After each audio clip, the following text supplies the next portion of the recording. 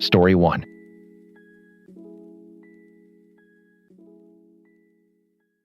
I trusted my neighbor for 6 years. I let his kids play in my garden. I ate his burgers every August, drank his cheap lager, and told him he was a good bloke. And the entire time, he was stealing from my family, including the medication that keeps my daughter alive. My name's Craig. I'm 43. I live in a cul-de-sac in North Leeds, one of those quiet estates where the houses all look the same and the bins go out on Tuesday. It's the kind of place where you leave your car unlocked, where parcels sit on the step for hours because nobody would ever touch them. Or so I thought. It started with something small. An Amazon parcel, a phone case for my wife, maybe 12 quid. Tracking said delivered, but it wasn't on the step when I got home. I shrugged it off. Happens, doesn't it? Driver marks it delivered early, drops it at the wrong house. I filed a claim, got a refund, forgot about it. Then it happened again. And again. Over the next few months, maybe 5 or 6 packages went missing. Some got refunded, some didn't. My wife started getting frustrated. I started blaming the delivery drivers. Royal Mail, Hermes, DPD, I was convinced they were all useless. But here's the thing that changed everything. My daughter Ellie is 11. She's type 1 diabetic. She's been on insulin since she was 4. We get her supplies delivered, insulin pens, test strips, glucose monitors, the lot. It comes through a pharmacy delivery service, usually every 2 weeks. One Thursday in March last year, the delivery didn't arrive. I called the pharmacy. They said it had been delivered at 2:15 in the afternoon and signed for... I asked them to send me the signature. They did. It wasn't mine. It wasn't my wife's. It was a scribble, barely legible, but it looked like someone had written, C. Hargreaves. That's my surname, except I was at work and my wife was picking Ellie up from school. Someone had walked up to my door, taken my daughter's insulin delivery, and signed for it using a version of my name. That's when I stopped blaming the postman. I didn't tell anyone what I was doing. Not my wife, not my mates, nobody. I went online, bought a small wireless camera, the kind that looks like a doorbell, and mounted it above the front door angled to cover the full driveway and the path from the street. I also bought a second one, a tiny little thing, and hid it in the hedge that runs between our property and next door. The hedge belongs to both of us, me and my neighbor Darren. Darren Whitworth. 41. Football coach for the under-12s at the local club. The kind of bloke everyone likes. Always out front, washing his car, always waving, always got time for a chat. His wife Paula runs a cake stall at the school fair. Their son plays with Ellie sometimes. We've been to their barbecues every summer since we moved in. I had absolutely zero reason to suspect him. The first week, nothing happened. No deliveries went missing, nothing on camera. I almost took them down. Then on day 9, I ordered a pair of trainers. Tracking said out for delivery. I watched the live feed from my phone at work. At 1:47 in the afternoon, the DPD driver walked up, left the parcel by the door, and drove off. At 1:53, 6 minutes later, I watched Darren walk through the gap in the hedge, look both ways, pick up the parcel, and walk back through the hedge into his garden. Calm as anything, like he was picking up his own post. I felt my stomach drop. I didn't confront him. Not yet. I wanted more. Over the next 3 weeks, I ordered small items, cheap stuff, things I didn't need, books, cables, a kitchen timer. I staggered the deliveries across different days and times. Darren took 4 out of 7. Always the same routine. He'd wait a few minutes. After the driver left, check the street, come through the hedge, grab it, and disappear. He never rushed. He never looked nervous. He'd clearly been doing this for a very long time. Then I found the rest of it. I started checking online marketplaces, eBay, Facebook Marketplace, Vinted. I searched for items I knew had been delivered to my address and gone missing over the past 2 years. And there they were. A Bluetooth speaker I'd ordered for my wife's birthday, sold on eBay by a seller called DW Bargains. A set of resistance bands. A kid's science kit I'd bought for Ellie's Christmas stocking. All listed, all sold, all from the same account. The profile picture was a Leeds United badge, but the postage location was our postcode. It was Darren. He wasn't just taking my stuff on impulse. He was running an operation. He was taking deliveries, checking what was inside, keeping what was valuable, and reselling the rest. The forged signatures, the timing, the hedge, he'd mapped the whole thing out. I sat in my car outside the house for 20 minutes that night. Engine off, just staring at his front window. His kids were watching telly. I could see the blue light flickering. Paula walked past the window carrying a mug. And I thought, do I call the police? Do I knock on his door? Do I burn the whole thing down? Because here's what kept eating at me. He took Ellie's insulin. He signed for it. He knew what it was. The box says it right on the label, temperature-sensitive medical supply. And he took it anyway. My daughter could have gone into a crisis. She nearly did that night because we had to scramble to get emergency supplies from the hospital pharmacy at 9 o'clock at night while Ellie cried because she was scared. And the whole time it was sitting in Darren's house, or in the bin, or sold to God knows who. I chose to confront him first. I don't know why. Maybe because part of me still couldn't believe it. Maybe because I wanted to see his face. I went over on a Saturday morning. Paula was out. His kids were at football practice, ironic since he was supposed to be coaching. I knocked. He opened the door in a tracksuit, coffee in hand, and smiled. All right, Craig, what's up? I held up my phone and pressed play.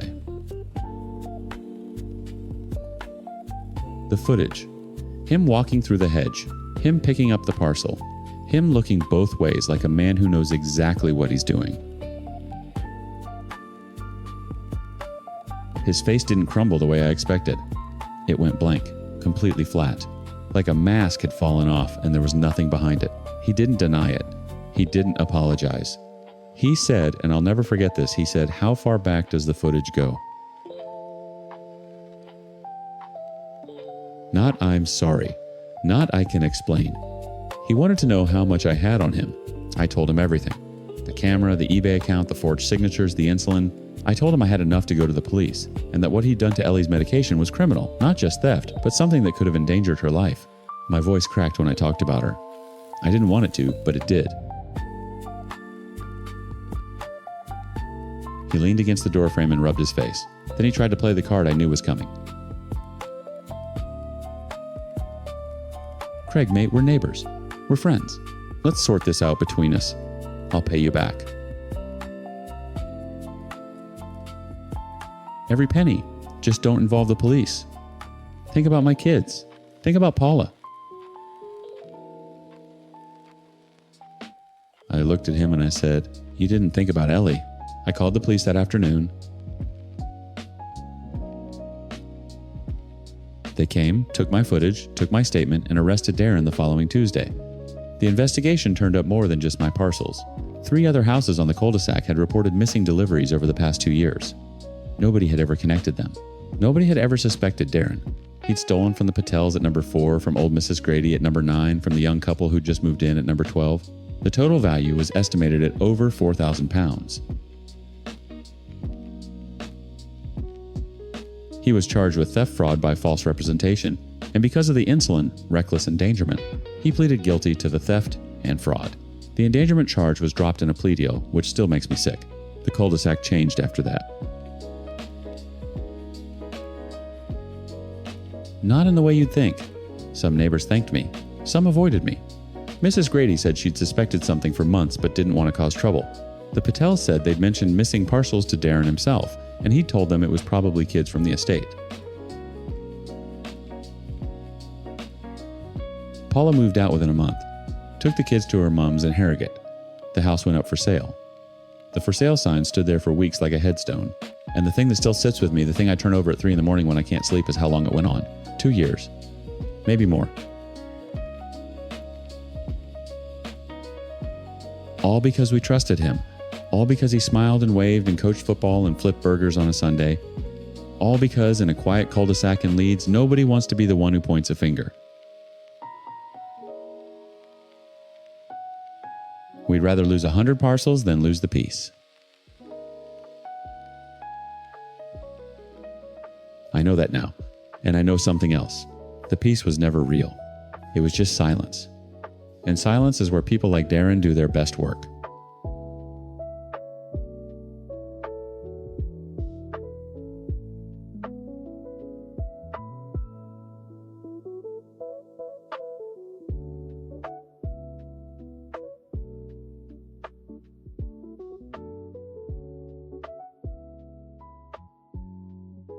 Story 2.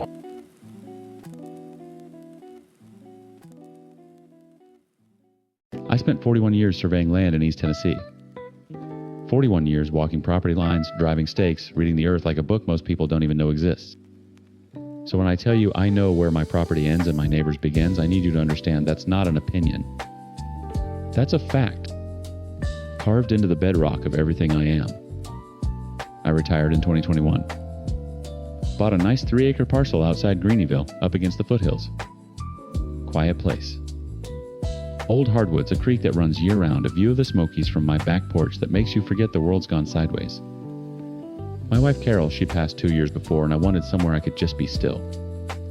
Just exist for a while, without anyone needing anything from me. I got about 14 months of that peace. Then Trent Ballard moved in next door. Now Ballard wasn't some regular guy buying a house. He was a developer. Had his fingers in half the residential projects in Greene County. Built subdivisions, flipped commercial lots, sat on the planning commission for 6 years before term limits finally pushed him out. The kind of man who shakes your hand while his other hand is in your back pocket. He bought the adjacent property in March of 2022 and immediately started renovating. Tore out the old landscaping, brought in heavy equipment, started grading the backyard. I didn't think much of it at first. Man's got a right to improve his own land. But then one morning in June, I walked my property line the way I always do, old habits, and I stopped dead.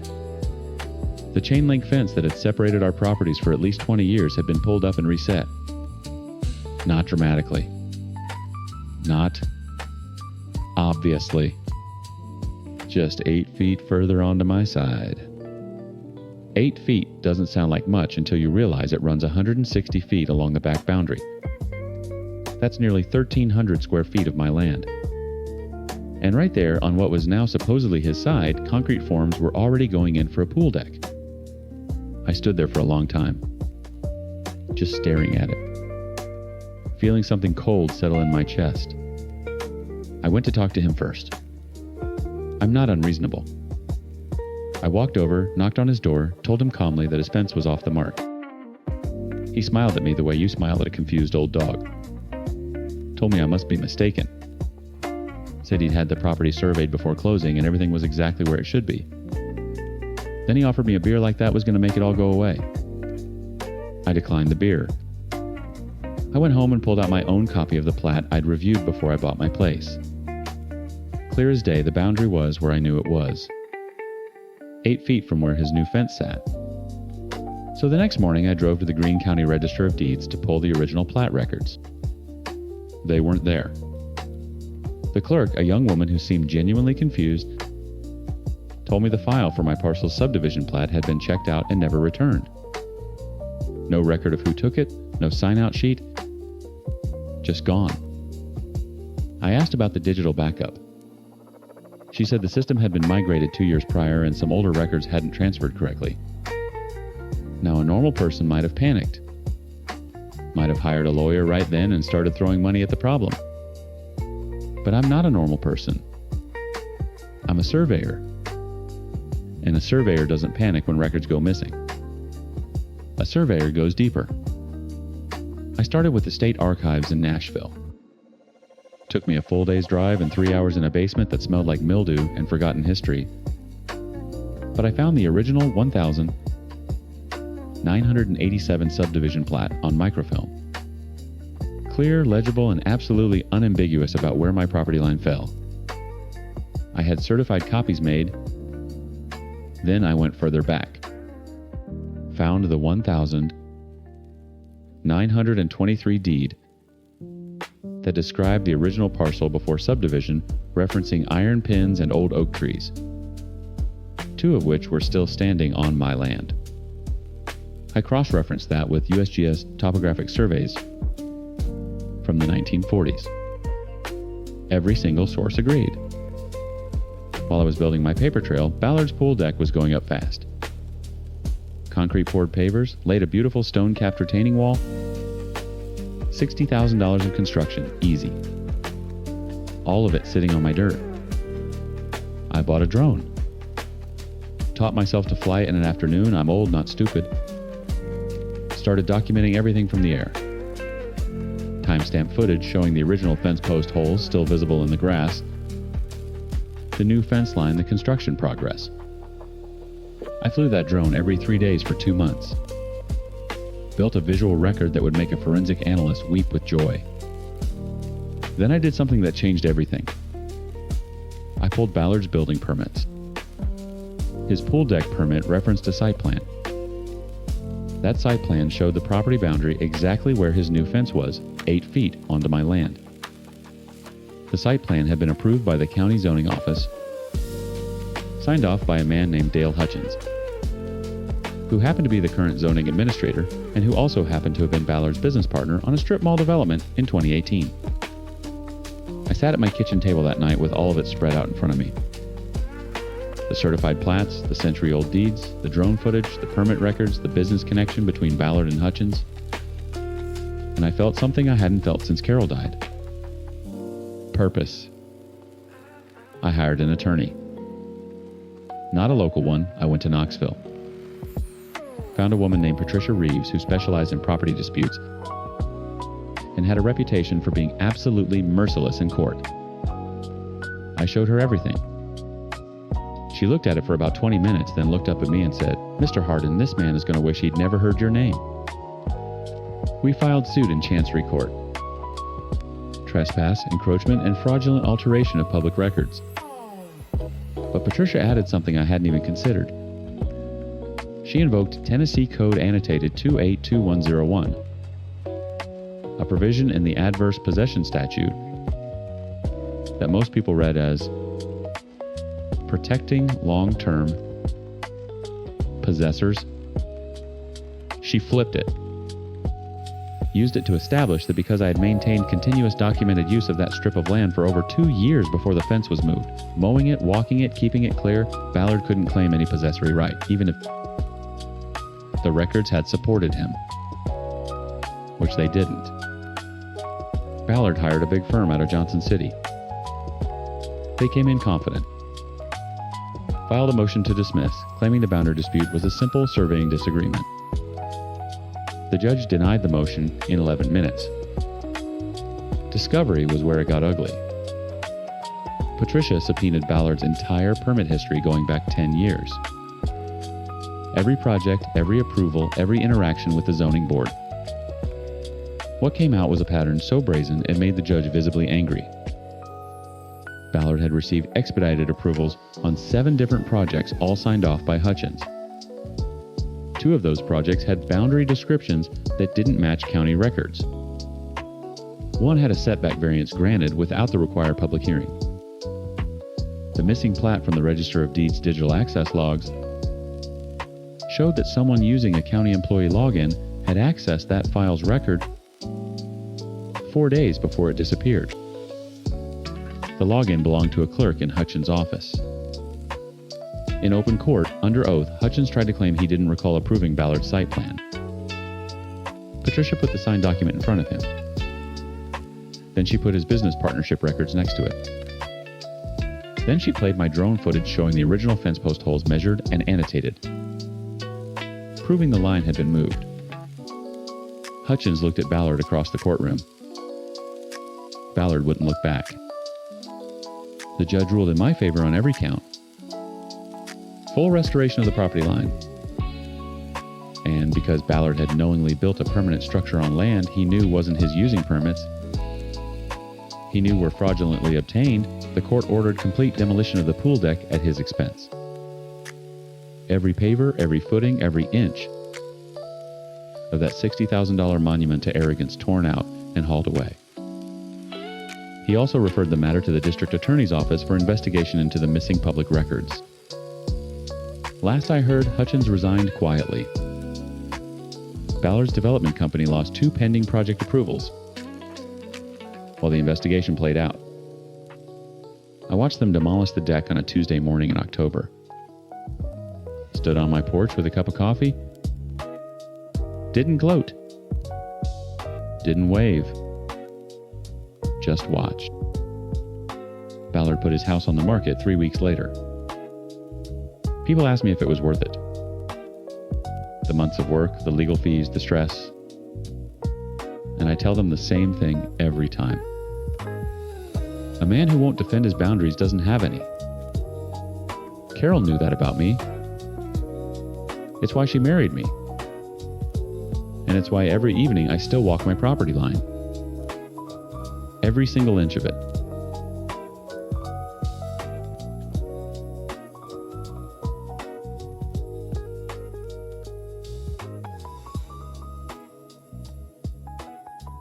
Story 3.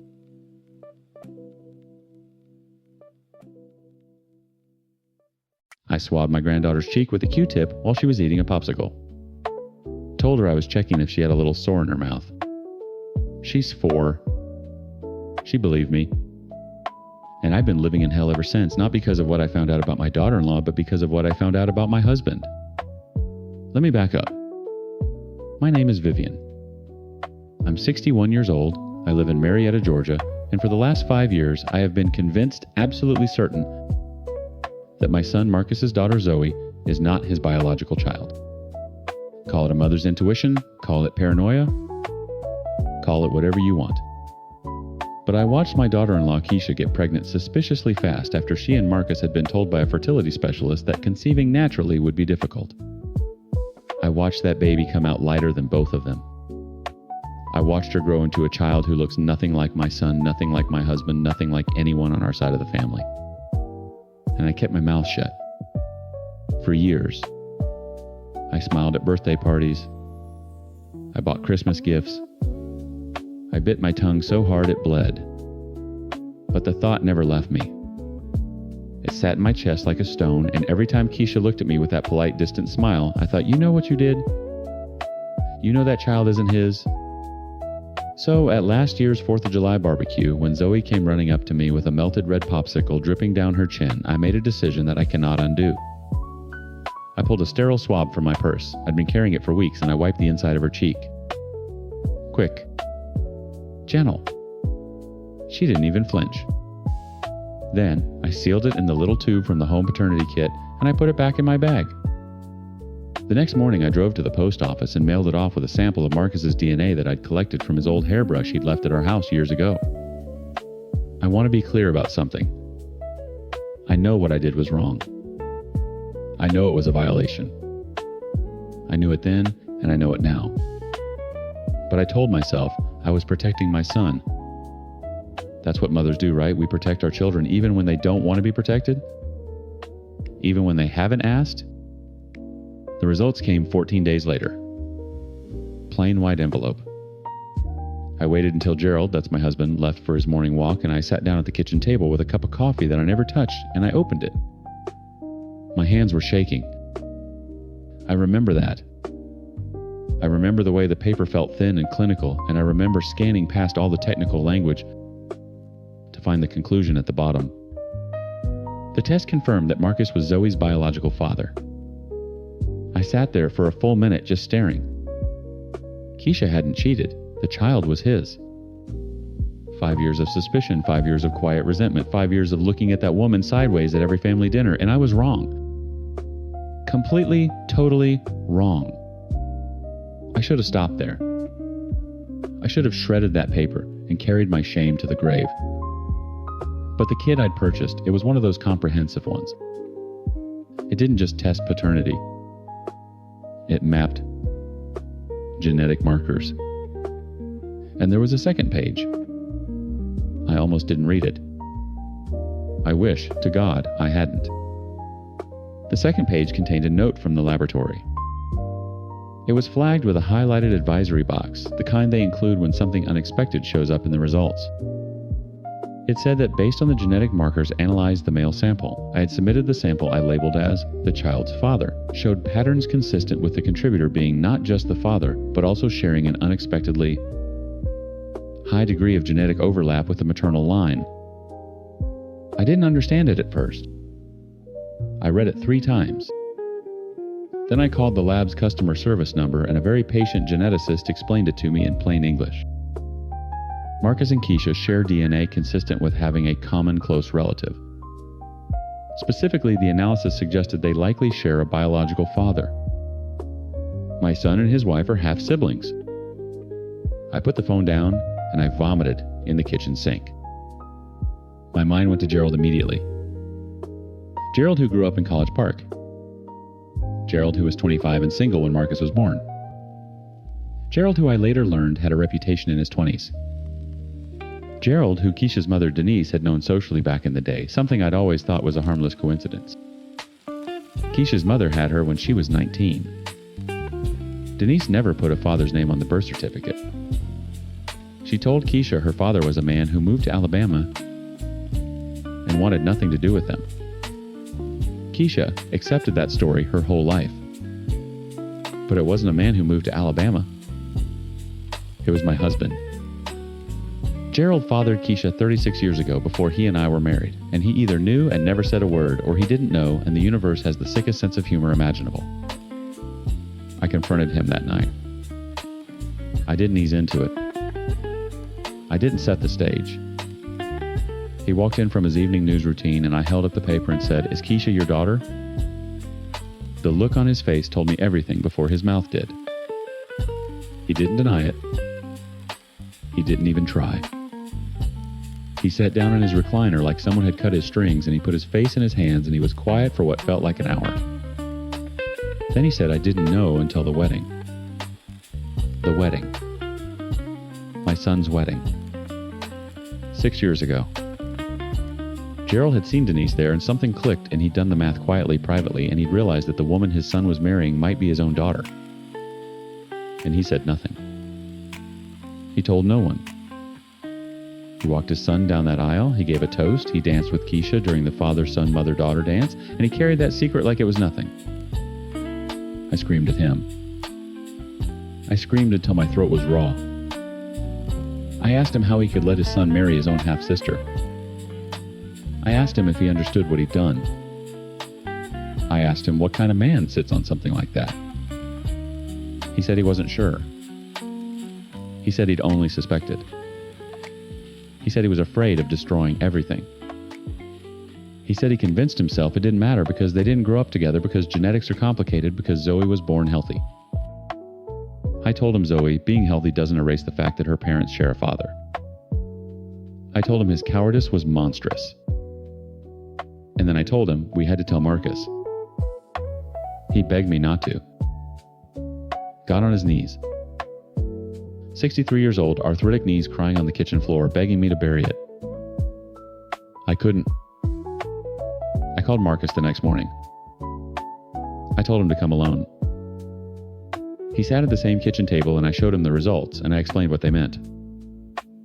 I watched my son's face go through every stage of grief in under 60 seconds. He didn't yell. He didn't cry. He just looked at me and said, "You did this behind my back. You swabbed my daughter without my permission." And then he said, "And Dad knew since the wedding." I nodded. He stood up and left. Didn't slam the door. Didn't say goodbye. Just left. That was 4 months ago. Marcus and Keisha got independent genetic testing done, and it confirmed everything. They're in counseling now, both individually and together. Marcus hasn't spoken to Gerald since. Keisha confronted Denise, who broke down and admitted Gerald was the father she'd hidden all these years. Marcus told me last week through a brief text message that he and Keisha are staying together. They love each other. They love Zoe. They're going to figure it out with professionals and make their own decisions about their family. He also told me not to contact him for a while. Gerald moved into the guest room. We haven't filed for anything yet, but we're not a marriage anymore. We're two people haunting the same house. I started all of this because I was so sure Keisha was hiding something. Turns out the liar was sleeping next to me for 36 years. And the worst part, the part that keeps me up at 3 a.m. staring at the ceiling, is that none of this would have ever come to light if I had just minded my own business. Everyone would have gone on living their lives happy and ignorant. But I couldn't leave it alone. I had to know. Well, now I know.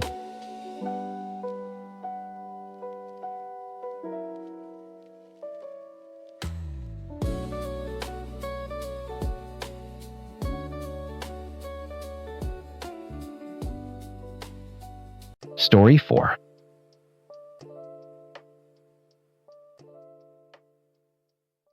I knew it was going to end badly the moment I saw her carry that dog up the front steps. A Belgian Malinois. 11 weeks old already, leggy and alert, ears too big for its skull, eyes scanning everything like a little soldier dropped behind enemy lines. And she's got it cradled in one arm, phone in the other, filming herself cooing at it while she fumbles with the lock to flat 2B. "Meet my new baby," she whispered to the camera. "His name is Ghost. I'm Dr. Margaret Hale, retired veterinarian. 41 years in practice, the last 15 specializing in behavioral cases. I've rehabbed police dogs, livestock guardians fighting rescues with scars so deep you could fit your finger in them. I know what a Belgian Malinois needs." And I knew, standing at my kitchen window watching this 26-year-old woman in platform trainers wrestle a working line Malinois puppy through a door frame, that this animal was going to suffer. I just didn't know how much everyone else would suffer with it. Her name was Jade Elliston. At Jade Elliston on Instagram. 200,000 followers. Built on a foundation of London flat aesthetics. Morning routines involving matcha and the kind of curated vulnerability that makes people feel like they know you. She'd moved into our converted Victorian terrace in Lewisham about 8 months prior. Pleasant enough at first. Smiled in the hallway. Never took in her bins. The dog changed everything. Within 2 weeks, the howling started. Not barking. Howling. If you've never heard a Malinois in distress, it's not like other dogs. It's this deep oscillating wail that sounds almost human, like a child, calling out from somewhere you can't reach. It would start around 9 in the morning shortly after Jade left for whatever she did all day, and it wouldn't stop. Not for an hour. Not for 3. I timed it once. 7 hours and 43 minutes of near continuous vocalization. I sat in my garden with a cup of tea going cold in my hand, and I listened to every minute of it because I needed to know exactly what I was dealing with. The shared garden was the first casualty. Our terrace has a lovely communal space at the back, 6 flats worth of access with a little lawn area, some raised beds that Dennis from flat 1A tends with religious devotion, and a fence that separates us from the row behind. Jade started letting Ghost out there unsupervised. No lead, no recall training, nothing. Within a month, he dug up Dennis's entire potato crop, shredded the trellis, pulled the irrigation hose apart, and left it in pieces across the patio. He was bored out of his mind, you understand. A Malinois needs 2 to 3 hours of structured exercise and mental stimulation daily. Ghost was getting maybe 20 minutes of being walked to the nearest patch of grass so Jade could film him looking majestic, then back inside to stare at the walls of a 500 square foot flat. I knocked on her door. Polite. Professional. I introduced myself, mentioned my background, and said I'd noticed the dog seemed to be struggling with some anxiety, and would she like some guidance on enrichment activities. She looked at me like I'd suggested her child was ugly. "He's fine," she said. "He's just settling in."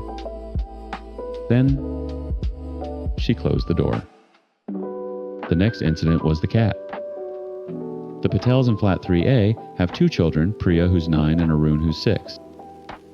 They also had a tabby cat named Biscuit, who'd been part of their family since before Priya was born. One Saturday afternoon in late March, Ghost was loose in the garden again. Biscuit was sunning herself on the wall. I heard the scream from inside my flat. By the time I got outside, Priya was on her knees in the grass holding what was left of Biscuit, and Ghost was standing 6 feet away with blood on his muzzle, tail up panting, completely aroused, not aggressive anymore, but still in that heightened drive state that makes a Malinois look like something from another planet. Jade wasn't home. Of course she wasn't home. I got Ghost back inside her flat using a piece of chicken from my fridge and a sliplet I keep by the door. Then I sat with Priya while her mother called her husband. The cat was dead. There was no ambiguity about it. That night I started the file. I documented everything. Timestamps. Photographs. Sound recordings of the howling with decibel ratings from an app verified against my calibrated meter. Veterinary assessment notes on Ghost's visible condition, which I could observe from the garden, the pacing, the stereotypic circling, the obsessive licking of his own forelimbs that had started leaving raw patches. I spoke to every neighbor in the terrace and got written statements. Dennis. The Patels. Young couple in 4B who worked from home and said the noise was destroying their mental health. Even the quiet woman in 1B who never complained about anything signed a letter. I submitted a formal complaint to the Borough Council's Animal Welfare Team, the Environmental Health Department, for the noise and the RSPCA. I CC'd our local counselor. I included 37 pages of evidence, and then I waited. The council sent someone round. Once. They knocked on Jade's door, she didn't answer, they left a card, and that was the end of their involvement for 6 weeks. The RSPCA said they'd investigate, but were stretched thin and couldn't give a timeline. Meanwhile, Jade posted a story. Some people in my building are trying to get my dog taken away because they don't like that I have a platform. This is targeted harassment. Ghost is my emotional support animal, and I will protect him with everything I have. 200,000 people saw that. The comments were a flood of validation. Stay strong, Queen. They're just jealous. Report your neighbors for harassment. She started a highlight reel called Ghost and Me that was nothing but carefully edited clips of the dog looking calm and happy, lying on a velvet bed, eating from a slow feeder bowl she'd clearly just purchased. Engagement. Through the roof. The Patels started getting anonymous messages on Facebook, calling them animal haters. Dennis found a 1-star review on his small gardening business from someone who'd never used his services, referencing the man who wants to kill dogs. I received a letter from a solicitor. Jade had hired a lawyer. The letter accused me of a campaign of harassment and intimidation and threatened legal action if I continued to defame Miss Ellison's character and interfere with her lawful ownership of a registered companion animal. Most people would have stopped. I'm not most people. I've spent 4 decades advocating for animals who cannot speak for themselves. I've testified in court against puppy farms, against hoarders, against people who thought love was enough to justify neglect. I know the law. I know the Animal Welfare Act 2006 inside and out, and I know that what was happening to Ghost met the threshold for unnecessary suffering under Section 4 and failure to meet welfare needs under Section 9, so I escalated. I contacted a journalist at the South London Press who'd covered animal welfare cases before. I provided her with everything. Not the neighbor drama, not the Instagram nonsense. Just the evidence. The recordings. The behavioral assessment. The photographs of Ghost's self-inflicted wounds. The veterinary opinion letters I'd solicited from 2 former colleagues who reviewed my documentation. The article ran on a Tuesday morning. By Tuesday afternoon, the RSPCA had fast-tracked their investigation. By Wednesday, an inspector visited with police support and gained entry to the flat. What they found was worse than I'd documented from the outside. Ghost had destroyed the flat, plaster torn from walls, door frames chewed to splinters. Feces in every room because he'd been left so long he couldn't hold it. And the dog himself, when the inspector assessed him, was underweight, hyperreactive, and had worn his canine teeth down from chewing on the metal crate Jade had started locking him in. They seized Ghost that day. Jade filmed the entire removal and posted it sobbing mascara running the full performance. They're taking my baby. They're taking my baby because I'm a woman with a voice and they can't handle it. It got 400,000 views.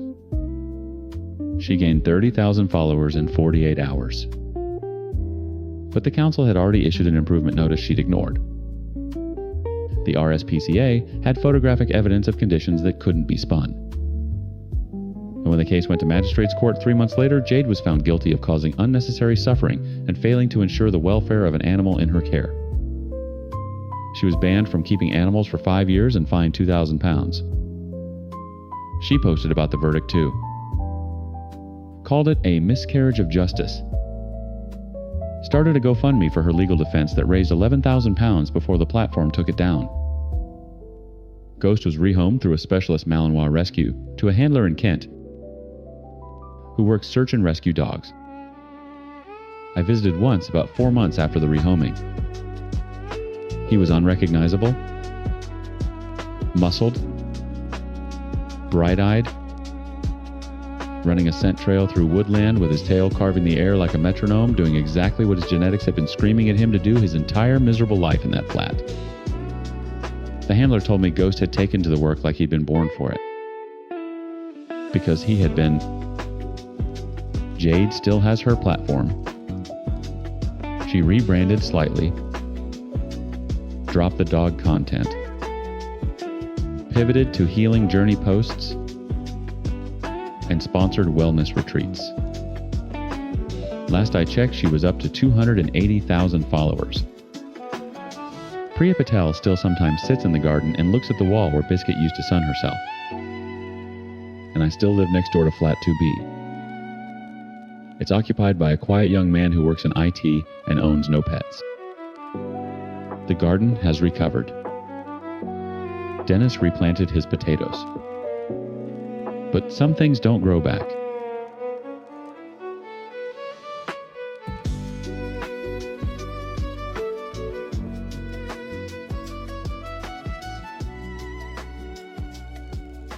Story 5.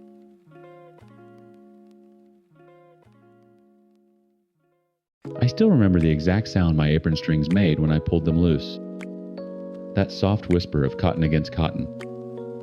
Funny how your brain latches onto the smallest details when your entire life is about to change. My name is Maya Castillo, and for 3 years, 7 months, and 11 days, I was the head chef at Bellamy's on Michigan Avenue, one of the top-rated restaurants in Chicago. I built that menu from nothing. I trained that crew from a bunch of green culinary school kids into a machine that could push 400 covers on a Saturday night without breaking a sweat. And on a Friday in October, I walked out of that kitchen and never looked back. Let me tell you why. The owner was a man named Richard Bellamy. Rich, as he insisted everyone call him, though nobody on the line did. We called him other things. Rich inherited the restaurant from his father, who'd actually been a decent chef back in the 80s. Rich himself couldn't cook an egg without consulting YouTube. But he had the money, the real estate, and the name on the liquor license.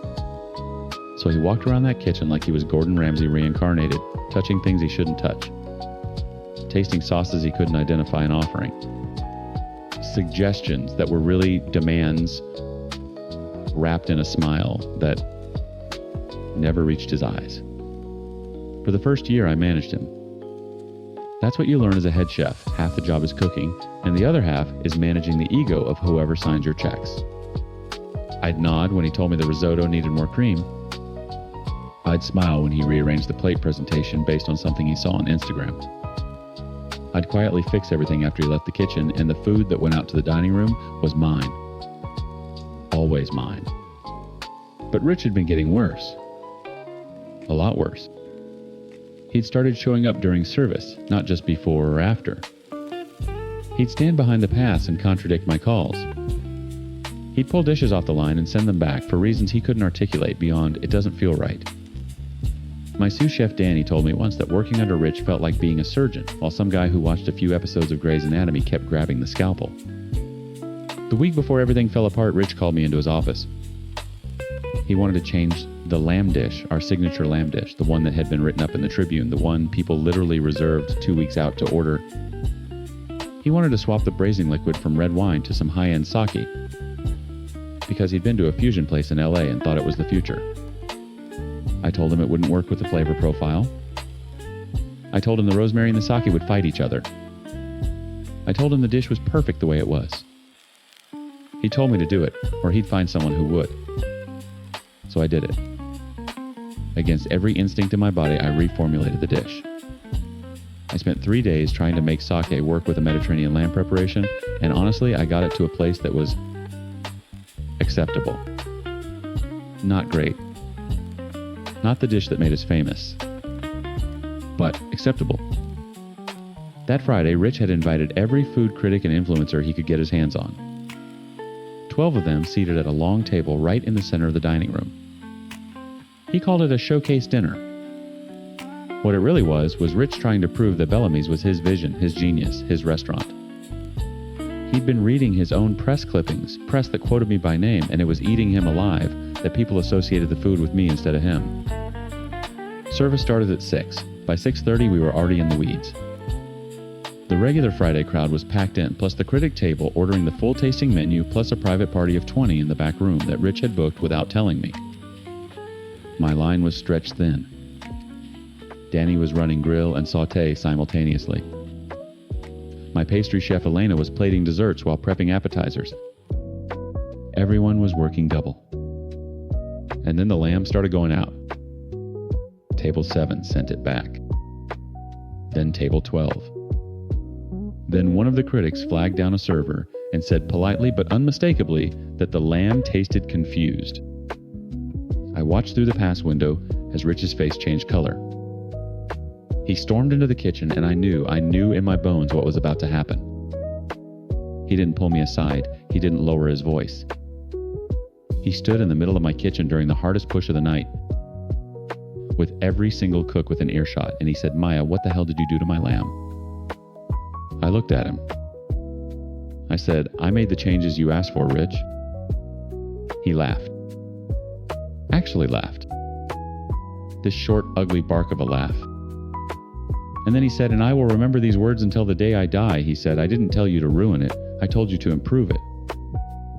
If you can't handle a simple adjustment without destroying a dish, maybe you're not the chef I thought you were." The kitchen went silent. Not quiet. Silent. The only sound was the hiss of butter in a pan that nobody was watching. I said, "Rich, you specifically told me to replace the red wine with sake. I have the email." He stepped closer.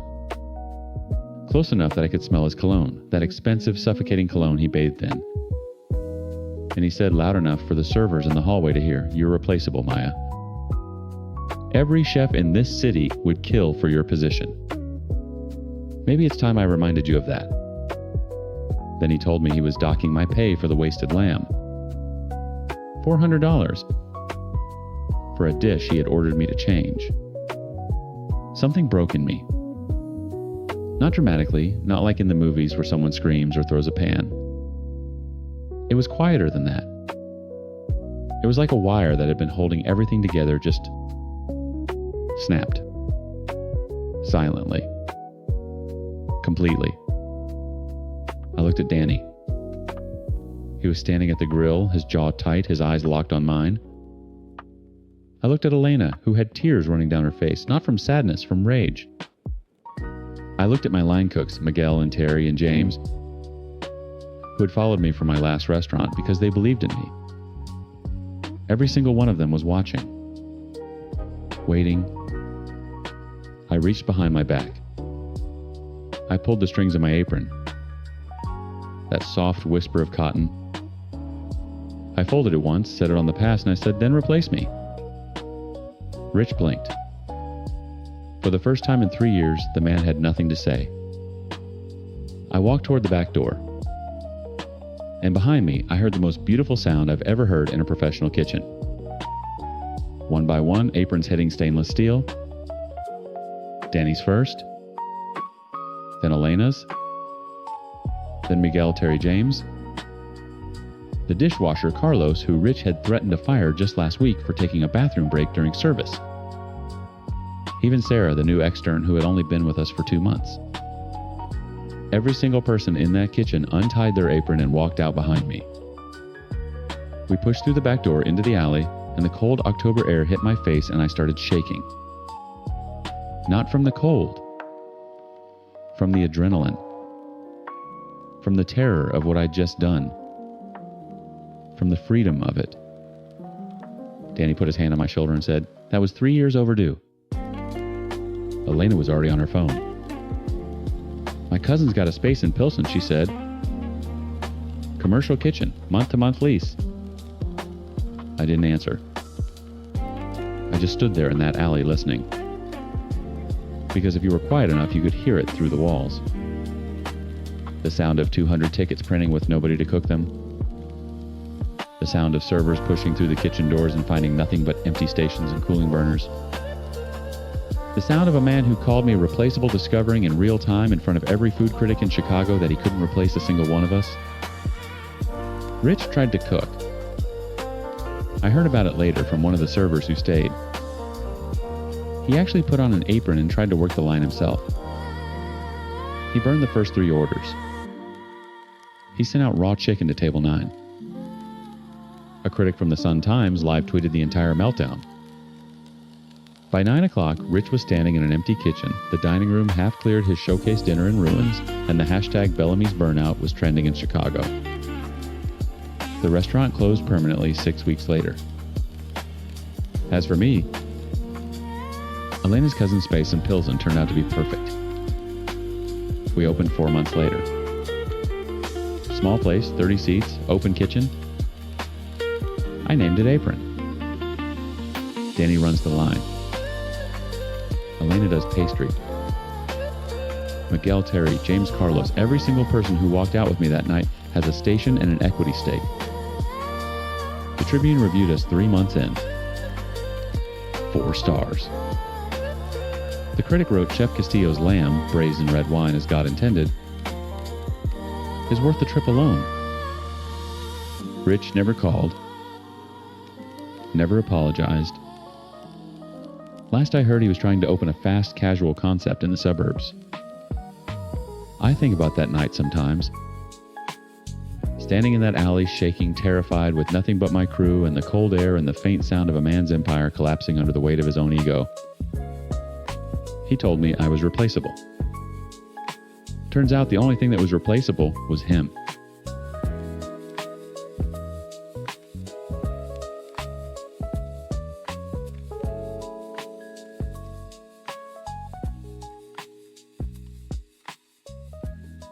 Story 6.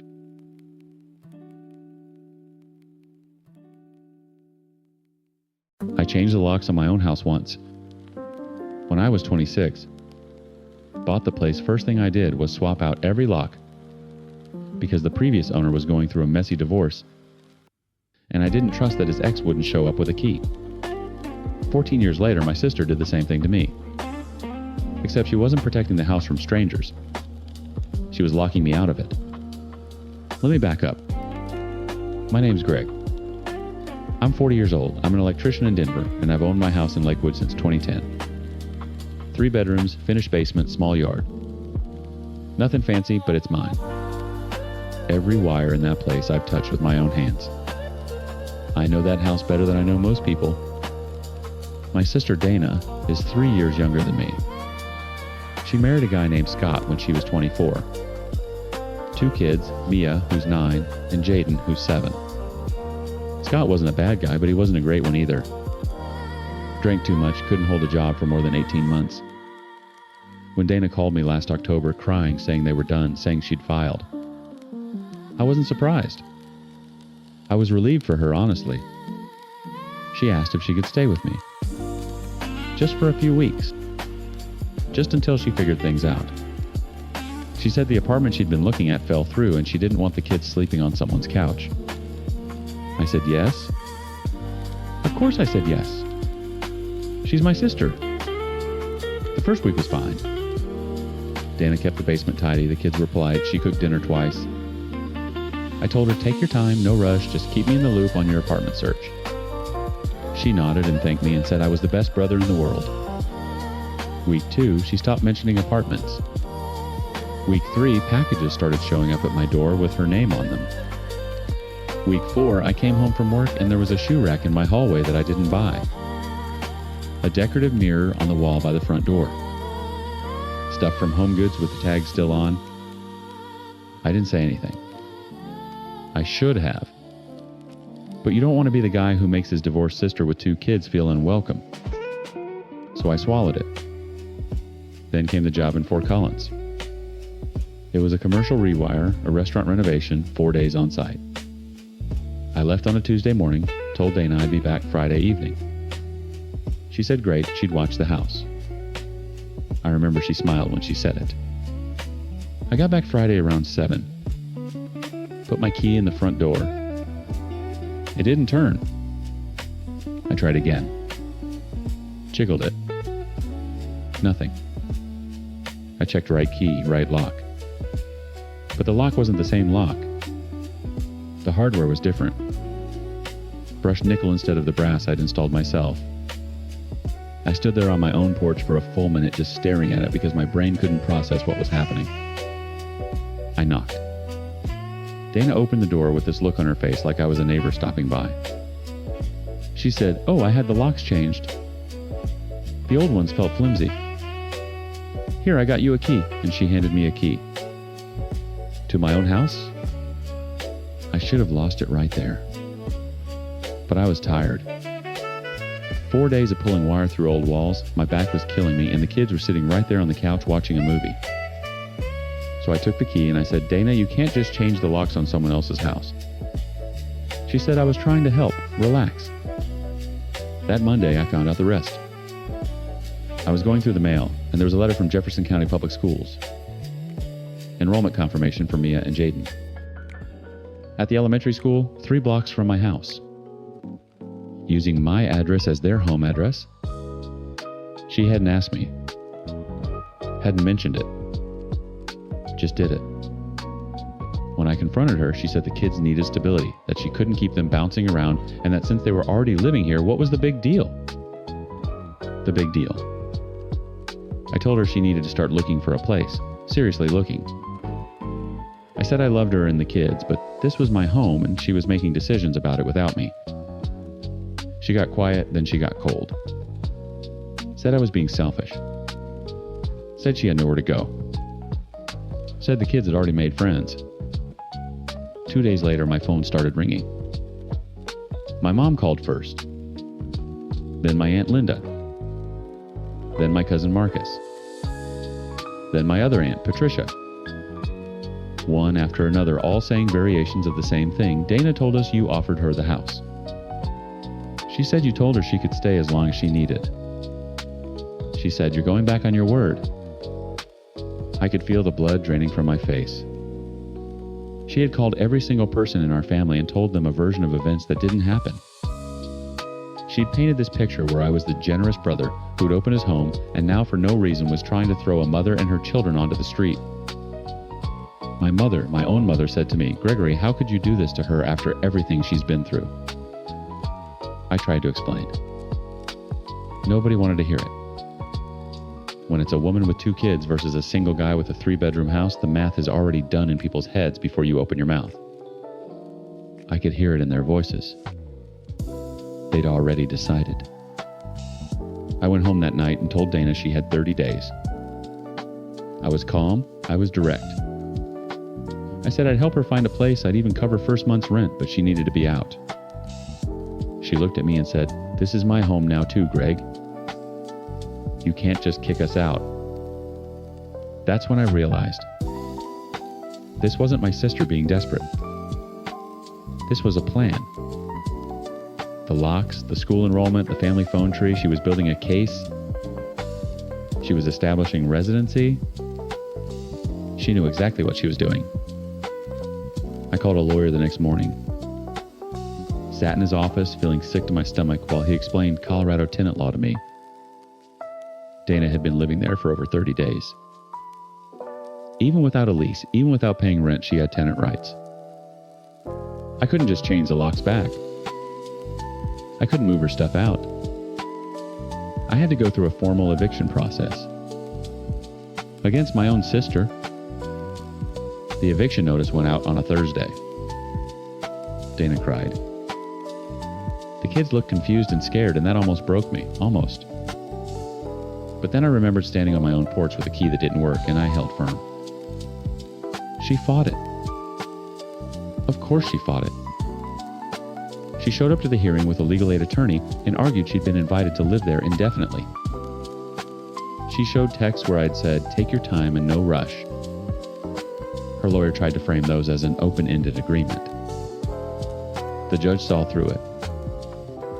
He asked Dana one question that ended everything. "Did you have the homeowner's written permission to change the locks on his property?" She said no. He asked if she had written permission to enroll her children using his address. She said no. He granted the eviction. She moved out on a Sunday in January. Didn't say a word to me. Loaded up a U-Haul with stuff, some of it hers, some of it mine. I didn't even fight over it and drove to my mom's house in Aurora. My mom still isn't speaking to me. Neither is my Aunt Linda. My cousin Marcus sent me a text that just said, "Cold-blooded and nothing else." At Christmas, I wasn't invited to the family dinner. First time in 40 years.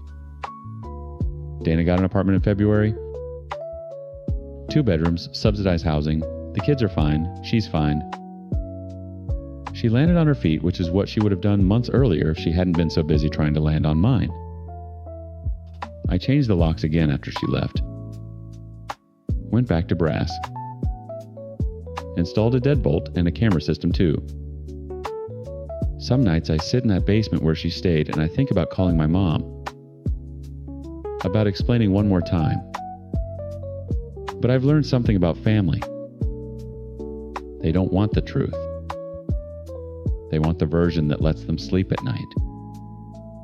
And the version where the single guy gives up his house for the struggling mom, that's the one that lets everybody sleep. Everybody except me.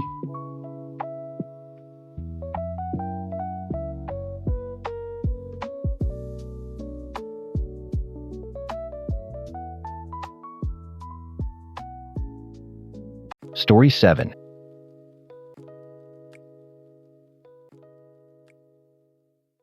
I used to love coming home after a 12-hour shift. Kicking off my shoes, pouring a glass of cheap wine, running a bath so hot it turned my skin pink. My apartment on the second floor of a graystone in Logan Square was the first place that ever felt like mine. 800 square feet of freedom. I want you to remember that feeling, that sense of safety, because I need you to understand what it means when someone takes it from you. My name is Dana. I'm 27. I'm a trauma nurse at Stroger Hospital, which means I spend my nights elbow deep in the worst things people do to each other. I thought I understood violence. I thought I understood predators. I didn't know one was living directly above me. The first sign was small. So small, I almost feel stupid talking about it. I came home one Tuesday in November and my bathroom towel was on the wrong hook. Left hook instead of right. I'm particular about things you have to be when you work in a hospital, but I told myself I was tired. I told myself I probably moved it and forgot. Then it was the window. I always lock the window above the fire escape before I leave. Always. But I came home and it was unlocked. Not open, just unlocked. Like someone wanted a way back in. I mentioned it to my landlord, Gerald Voss. 62 years old, retired electrician, lived on the 3rd floor. He'd been perfectly pleasant when I signed the lease. Helped me carry boxes up the stairs. Told me to call him Jerry. When I told him about the window, he frowned and said the building was old, that latches sometimes slipped. He said he'd look into it. A week later, I came home and smelled cologne. Not mine. Not any product I own. A sharp woody scent hanging in the bathroom air like someone had just been standing there. I changed the locks that night. Deadbolt chain, the works. I paid a locksmith $160 I didn't really have, and I slept better for exactly 4 days. Then I came home from a double shift and found a new scratch around the deadbolt. Fresh brass shavings on the floor, so small you'd miss them if you weren't looking. But I was looking now. I changed the locks again.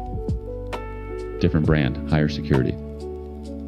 I also bought a cheap indoor camera, one of those little white ones you stick on a shelf and pointed it at the front door. The next day I checked the footage from work on my lunch break. At 1:47 a.m. my front door opened. Gerald Voss walked in carrying a small toolkit. He moved through my apartment like he owned it, which technically he did, but there was nothing to fix. No maintenance request. No emergency. He walked to the bathroom, stayed in there for 6 minutes, then left. He locked the door behind him with what I can only assume was a master key he'd had cut. I felt sick. Physically sick. I went to the bathroom at the hospital and threw up my coffee. But I didn't call the police. Not yet. Because I knew what they'd say. Landlord entered the unit without notice. It's a lease violation, not a crime. file a complaint with the city. I'd seen enough people dismissed by the system to know that creepy doesn't move the needle. I needed more. So I went home that night and I searched. I searched every inch of that apartment like I was prepping a trauma bay, methodical, thorough, missing nothing. I checked the outlets, the vents, the light fixtures. I checked behind the mirror. I checked the carbon monoxide detector in the hallway. Then I climbed onto the edge of my bathtub and looked at the smoke detector directly above it. It was hardwired into the ceiling, which made sense for an old building. But when I unscrewed the cover and pulled it down, my hands started shaking. There was a pinhole camera nestled inside. Tiny. Professional grade. Wired directly into the building's electrical, so it never needed batteries. A thin Ethernet cable ran from it up through a drilled hole in the ceiling up into the 3rd floor. Into Gerald's apartment. I stood there on the edge of my bathtub holding this thing and the room tilted. Every bath I'd taken, every time I'd stepped out of the shower, every night I'd stood in front of that mirror. He'd seen all of it. I wanted to rip it out. Every cell in my body screamed at me to tear it from the ceiling and smash it on the floor. But I didn't. Because that camera was evidence, and evidence was the only thing that was going to put him away. I put the cover back on. I climbed down. And then I sat on my bathroom floor and cried so hard. I couldn't breathe. When I was done, I washed my face and I got to work. I called my friend Marcus, who works in IT at Northwestern. I told him everything. He came over that night with a laptop and a network scanner. We traced the Ethernet cable signal. It was streaming to a local server, not cloud-based local, and Marcus was able to identify the device's MAC address and the IP it was routing to. The server was registered to the residential address directly above mine. Gerald Voss. 3rd floor. Marcus looked at me and said, "Dana, this isn't a lease violation. This is a felony. Illinois is a 2-party consent state for recording. Unauthorized video surveillance in a bathroom is a Class 4 felony video exploitation of a private space. If he was storing the footage, that's additional charges. If he was distributing it, we were talking federal. But here's the thing, no one tells you about gathering evidence against someone who lives 12 feet above your head. You still have to sleep there. You still have to hear his footsteps on the ceiling. You still have to walk past his door on the stairs and smile and say good morning, because if he suspects anything, if he thinks for 1 second that you know, he will destroy that server and every file on it, and it becomes your word against his. So I performed. For 9 days, I performed. I kept my routine exactly the same. I showered at the hospital when I could, but I still had to use the bathroom at home. I hung a towel over the smoke detector like it had fallen from the hook, casual enough to seem accidental. I smiled at Gerald in the hallway. I asked him about the Bears game. And every night I lay in bed knowing he was up there, probably watching a feed of my empty bathroom, waiting for the towel to come down. Meanwhile, Marcus and I documented everything. We had the footage from my shelf camera showing Gerald entering without permission 3 separate occasions. We had photographs of the pinhole camera in situ. We had the network trace linking the camera's feed to his address. I kept a written log with dates, times, and descriptions of every anomaly I had noticed going back to September. On day 9, I walked into the Chicago Police Department's 14th District Station and asked to speak with a detective. I brought a folder 2 inches thick. The detective's name was Rojas. She was maybe 40 and she didn't blink when I laid it all out. She looked at the network trace, looked at the photographs, and said, "We're going to need a warrant for his unit and I want to move fast." She asked me one question I'll never forget. She said, "How long do you think this has been going on?" I told her I'd lived there 14 months. She closed her eyes for just a second. Then she picked up the phone. They executed the warrant 2 days later. I wasn't there. Rojas made me stay at Marcus's place. She called me at 4 p.m. They found the server. They found 14 months of footage. They found footage of the previous tenant too, a woman named Kiko, who'd lived there for 2 years before me. Gerald had built a library, organized by date, hundreds of hours. He was arrested in his living room still wearing his slippers. He told the officers it was his building and he had a right to monitor his property. He said it with a straight face. Gerald Voss was charged with 2 counts of unauthorized video recording, 1 count of video exploitation, and 1 count of unlawful surveillance.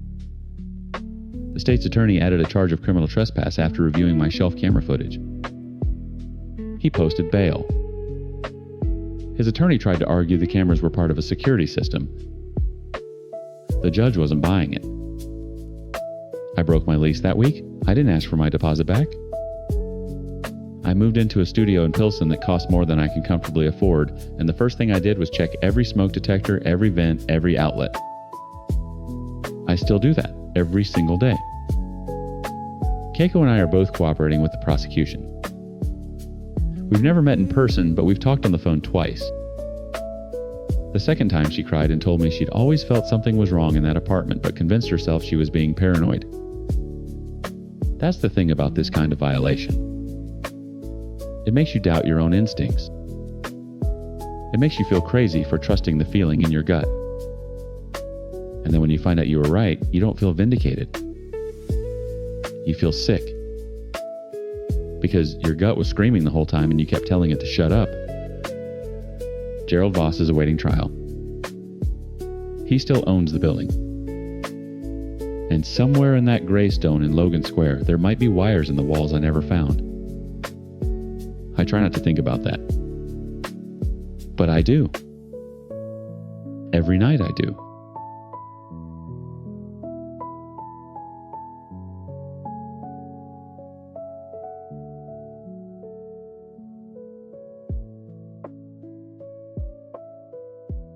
Story 8.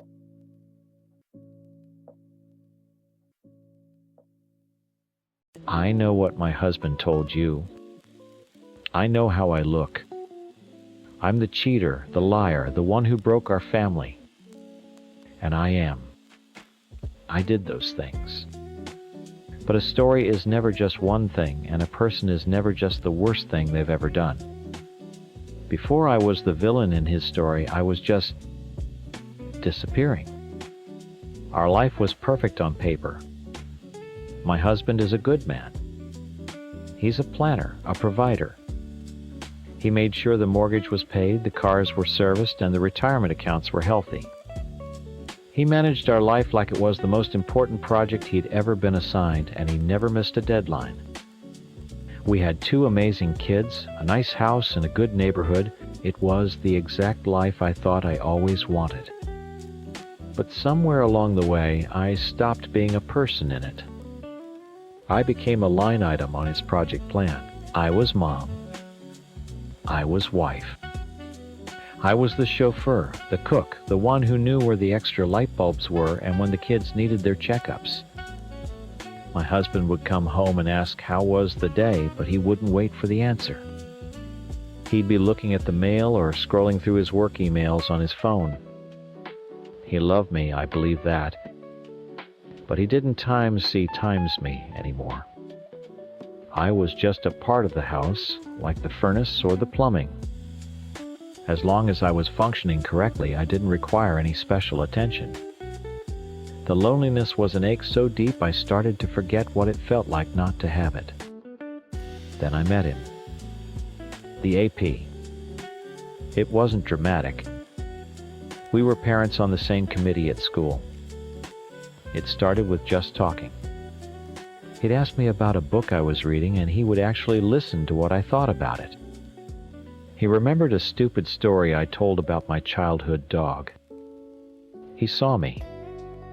Not the mom, not the wife, just me. It felt like taking a deep breath after being underwater for years. The affair was a terrible, stupid mistake. I knew it was wrong every single second. But it was also the only thing that felt like it belonged to me. It was a secret, messy, selfish corner of the world where I wasn't just a role I was playing for everyone else. It was a desperate attempt to feel like a real person again. When my husband found out, the world ended. The look on his face, it shattered me. The beautiful, stable life he had so carefully built was in flames, and I was the one holding the matches. The guilt was a physical thing. It was heavy, suffocating. I saw the pain I had caused him, the father of my children, the man I had built a life with. I hated myself for it. I would have done anything to take it back. We agreed to try. We started therapy. He laid out the rules for reconciliation like a new project plan. The main rule, the non-negotiable one, was no contact with the AP. 0. Block his number, delete him from everything, act like he doesn't exist. I promised. I swore I would. I meant it with every fiber of my being. But it was impossible. He wanted me to just stop. To cut out this part of my life and pretend it never happened. But the AP was the only person on the planet who knew the whole ugly truth. He was the only one who saw me when I was invisible. How was I supposed to talk about that with my husband, the man whose heart I had just ripped out? I couldn't tell him. I was terrified that I felt lost, that some days I didn't even know who I was anymore. He would just see it as an excuse. He was the victim. I had no right to have complicated feelings. My friends only knew the perfect wife version of me. I couldn't tell them. I was completely alone in the wreckage I had created. So I broke my promise. I kept talking to him. Not like before. It wasn't romantic. It was desperate. It was like calling the one other person who was at the scene of the car crash to ask if they remembered how it happened. I would text him when the guilt was eating me alive, when my husband looked at me with that empty hurt expression. He was the only one I could say it to. I was drowning, and he was the only one who knew what the water felt like. I deleted the texts and the call logs every single time. It sounds bad, I know. It looks like I was just hiding the affair all over again. But I wasn't hiding it from my husband. I was hiding my weakness. I was so desperate for him to see that I was trying, that I was getting stronger, that the good wife was coming back. I couldn't let him see the pathetic, scared woman who still needed a crutch to get through the day. Every deleted message was me trying to erase my own failure, hoping that if he didn't see it, it wasn't real. The weeks went on. Therapy was hard. Some sessions were just us sitting in silence. Other times it was him listing my failures. But there were moments, tiny little cracks of light, where I thought we might actually make it. We'd share a small smile over one of the kids' jokes. He'd touch my hand for a second longer than necessary. I held onto those moments like a lifeline. I thought we were building something new. I thought the honesty was starting to work, even if mine was incomplete. He was getting calmer, more distant, but I told myself it was part of the process. He was processing. He was healing.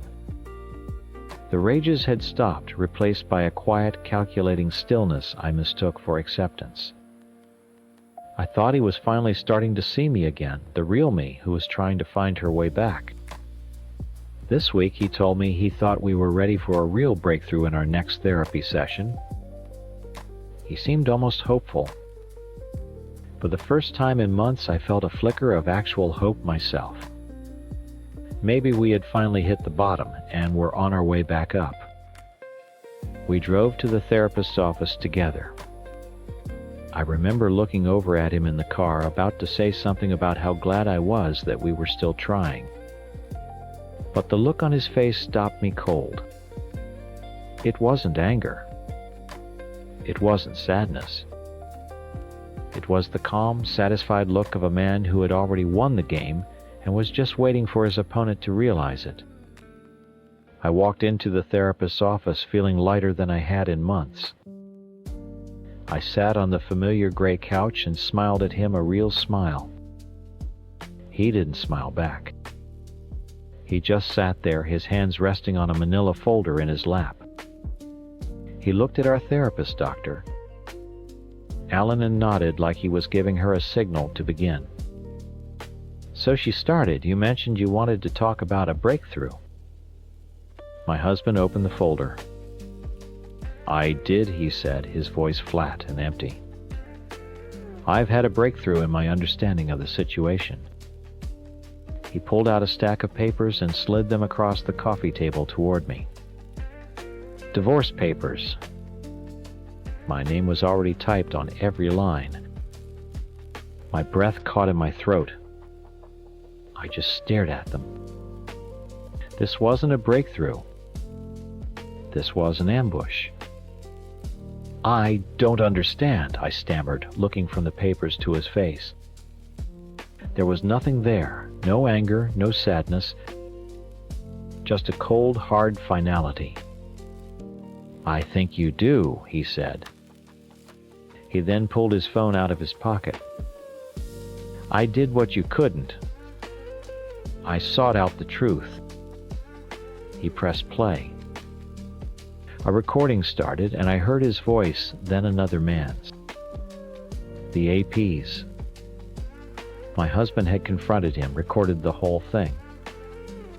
He'd edited it down to just the worst parts, the confirmations of calls and texts that I had promised were over. It was a confession. My confession coming out of another man's mouth.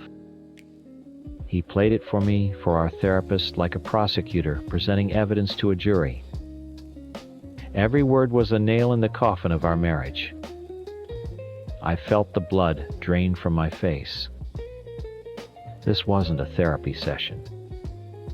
It was a public execution, and I was the one on the chopping block. He hadn't come here to heal with me. He had come here to win.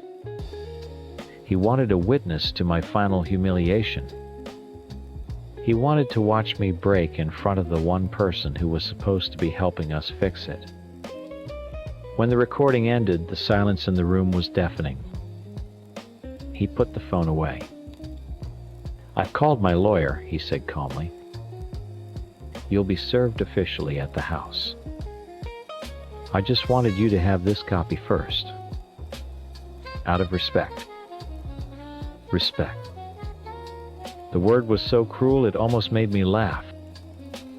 He hadn't just gone behind my back. He had declared war. And he had made sure he had all his armies lined up before he fired the first shot. The drive home was silent. I sat in the passenger seat, staring out the window, the divorce papers feeling like they weighed 1,000 pounds on my lap. When we pulled into our driveway, my phone buzzed. It was my mom. I answered, expecting to cry and tell her everything. How could you, was the first thing she said. Her voice was shaking with anger and disappointment. After everything he's done for you, how could you keep lying to him? He had already called them. While I was sitting in that office reeling, he had been on the phone methodically cutting me off from my own family. He didn't just want to leave me. He wanted to make sure I had nowhere else to go. A few minutes later, a text came in from a number I didn't recognize. It was the AP's wife. Asterisk, I know everything.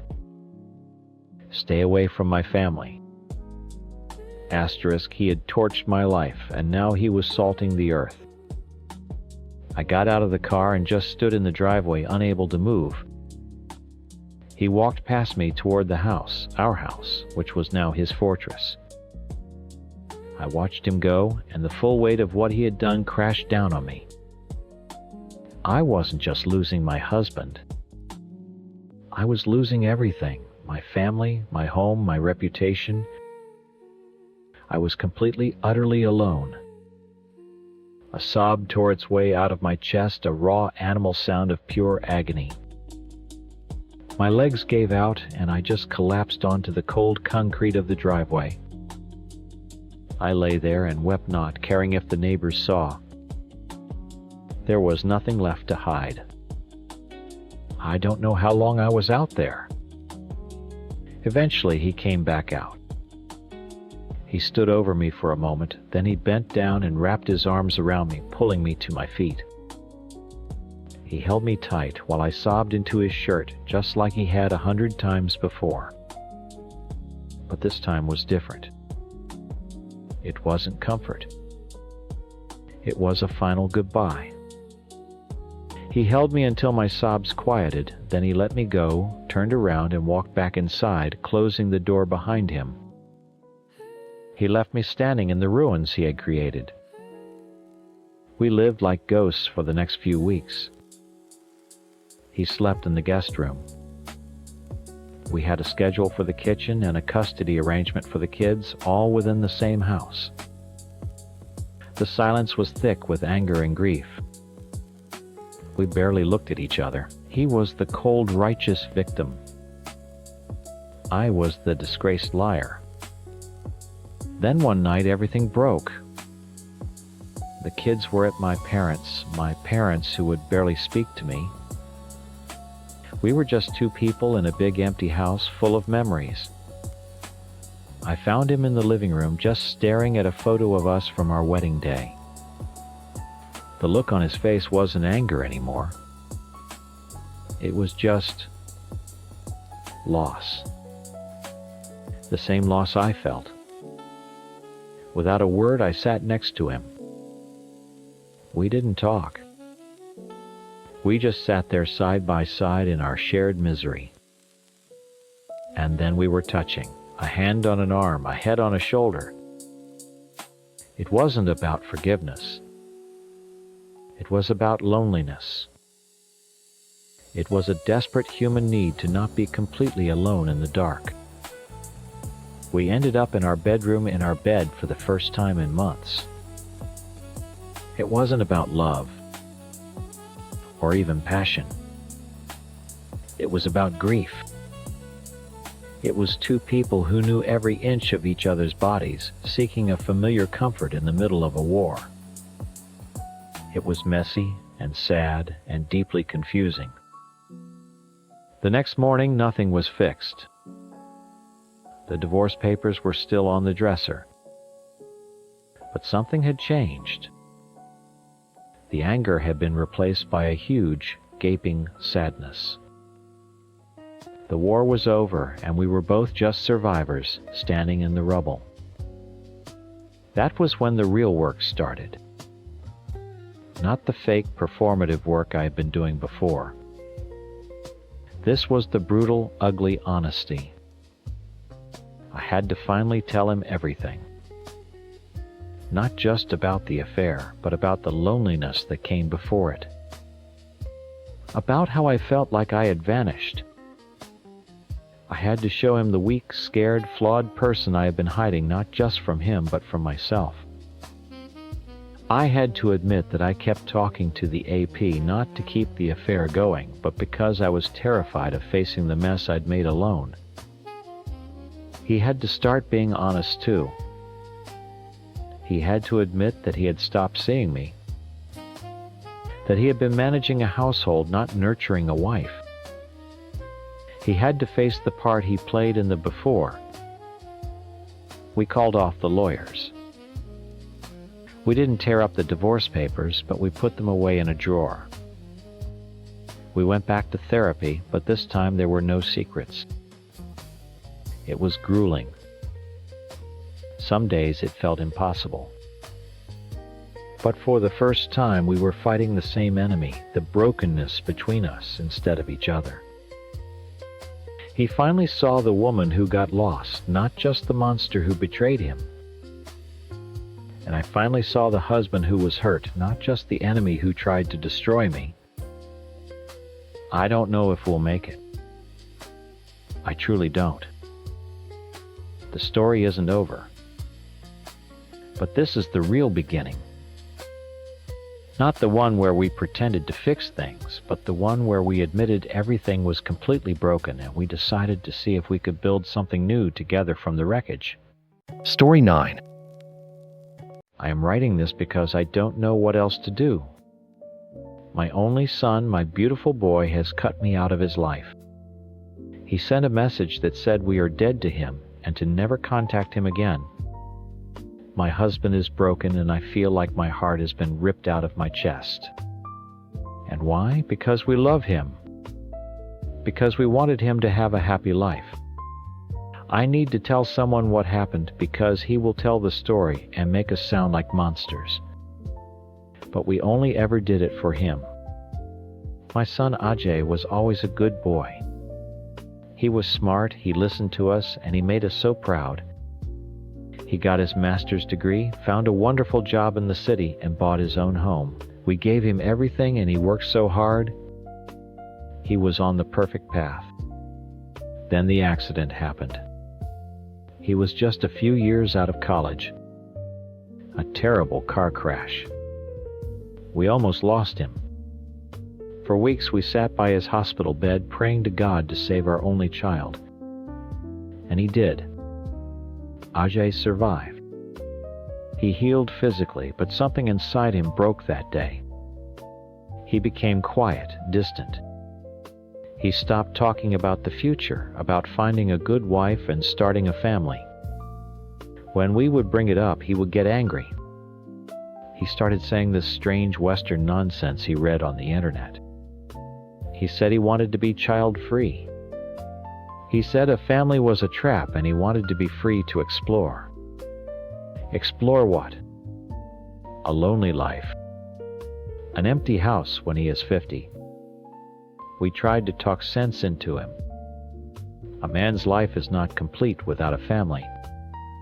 Who will carry on his name? Who will be there for him when he is old and frail like we are getting now? His ideas were foolishness, a phase brought on by the trauma of his accident.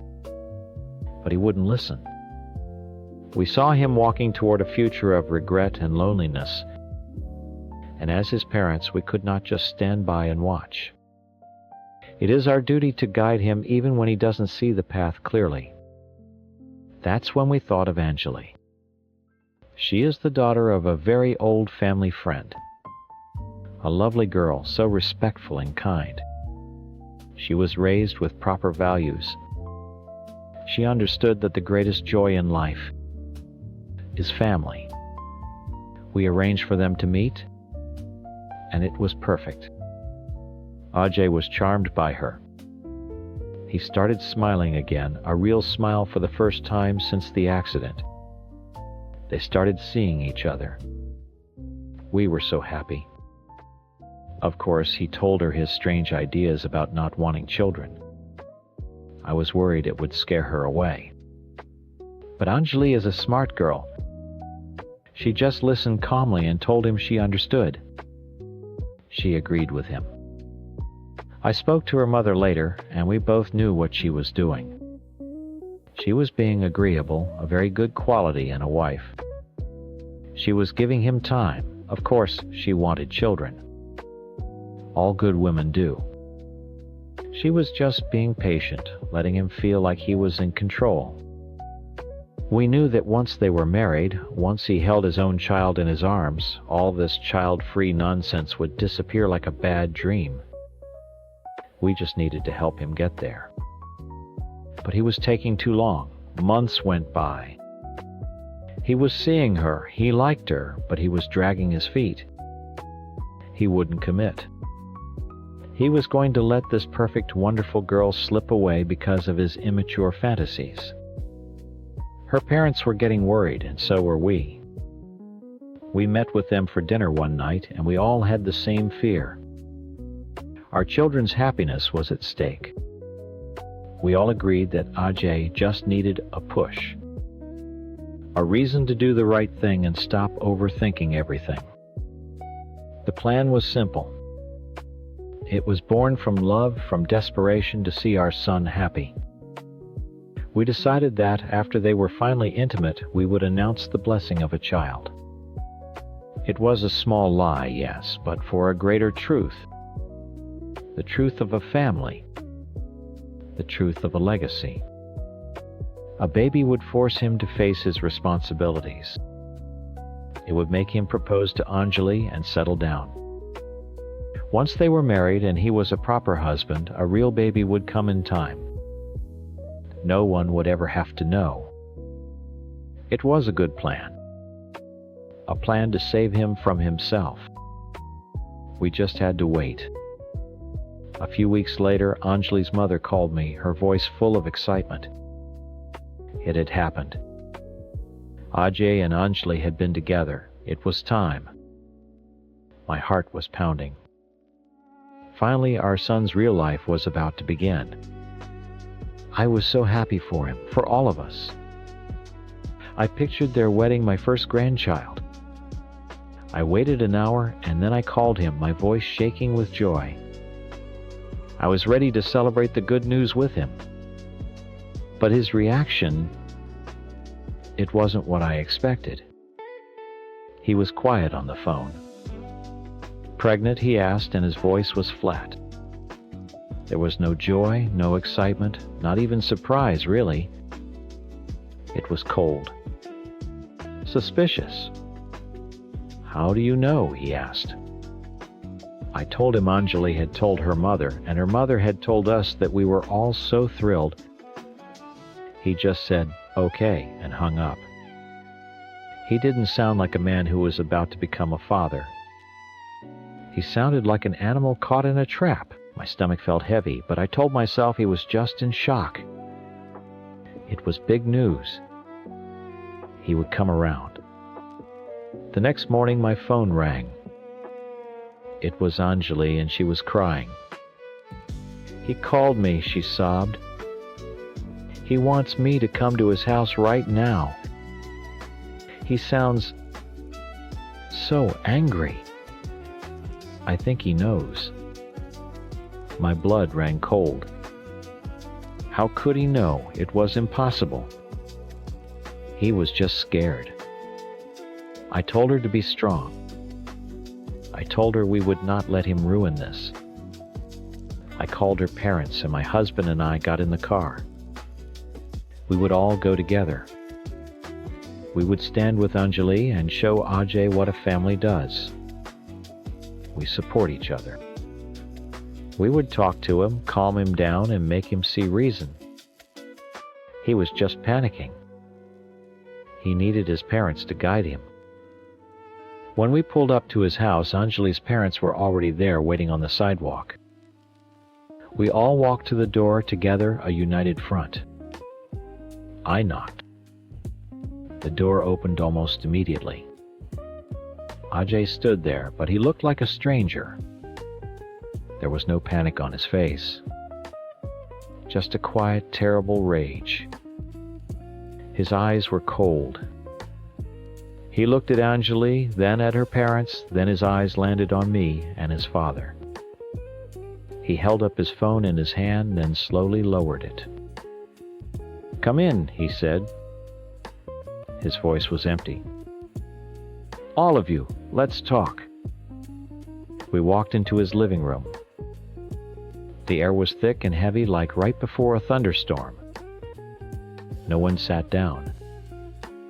My husband Ever, the peacemaker, tried to speak first. "Son, what is this? Why have you called us all here?" Ajay didn't look at him. He held up a hand and my husband fell silent. He looked only at Anjali. "I have one question for you," he said, his voice dangerously calm. "Are you pregnant with my child?" Anjali looked at me then, her mother, her eyes wide with fear. She nodded weakly. "Yes," she whispered. "I see," Ajay said. He didn't raise his voice. He just walked over to his coffee table. On it was a small rectangular box, a pregnancy test he must have bought from the pharmacy. He pushed it across the table toward her. "Then you won't mind proving it. The bathroom is down the hall. We can all wait. Anjali started to cry. Her father exploded. How dare you? You disrespect my daughter. You shame her in your home. My husband started shouting too, telling Ajay that this was madness, that he had gone too far.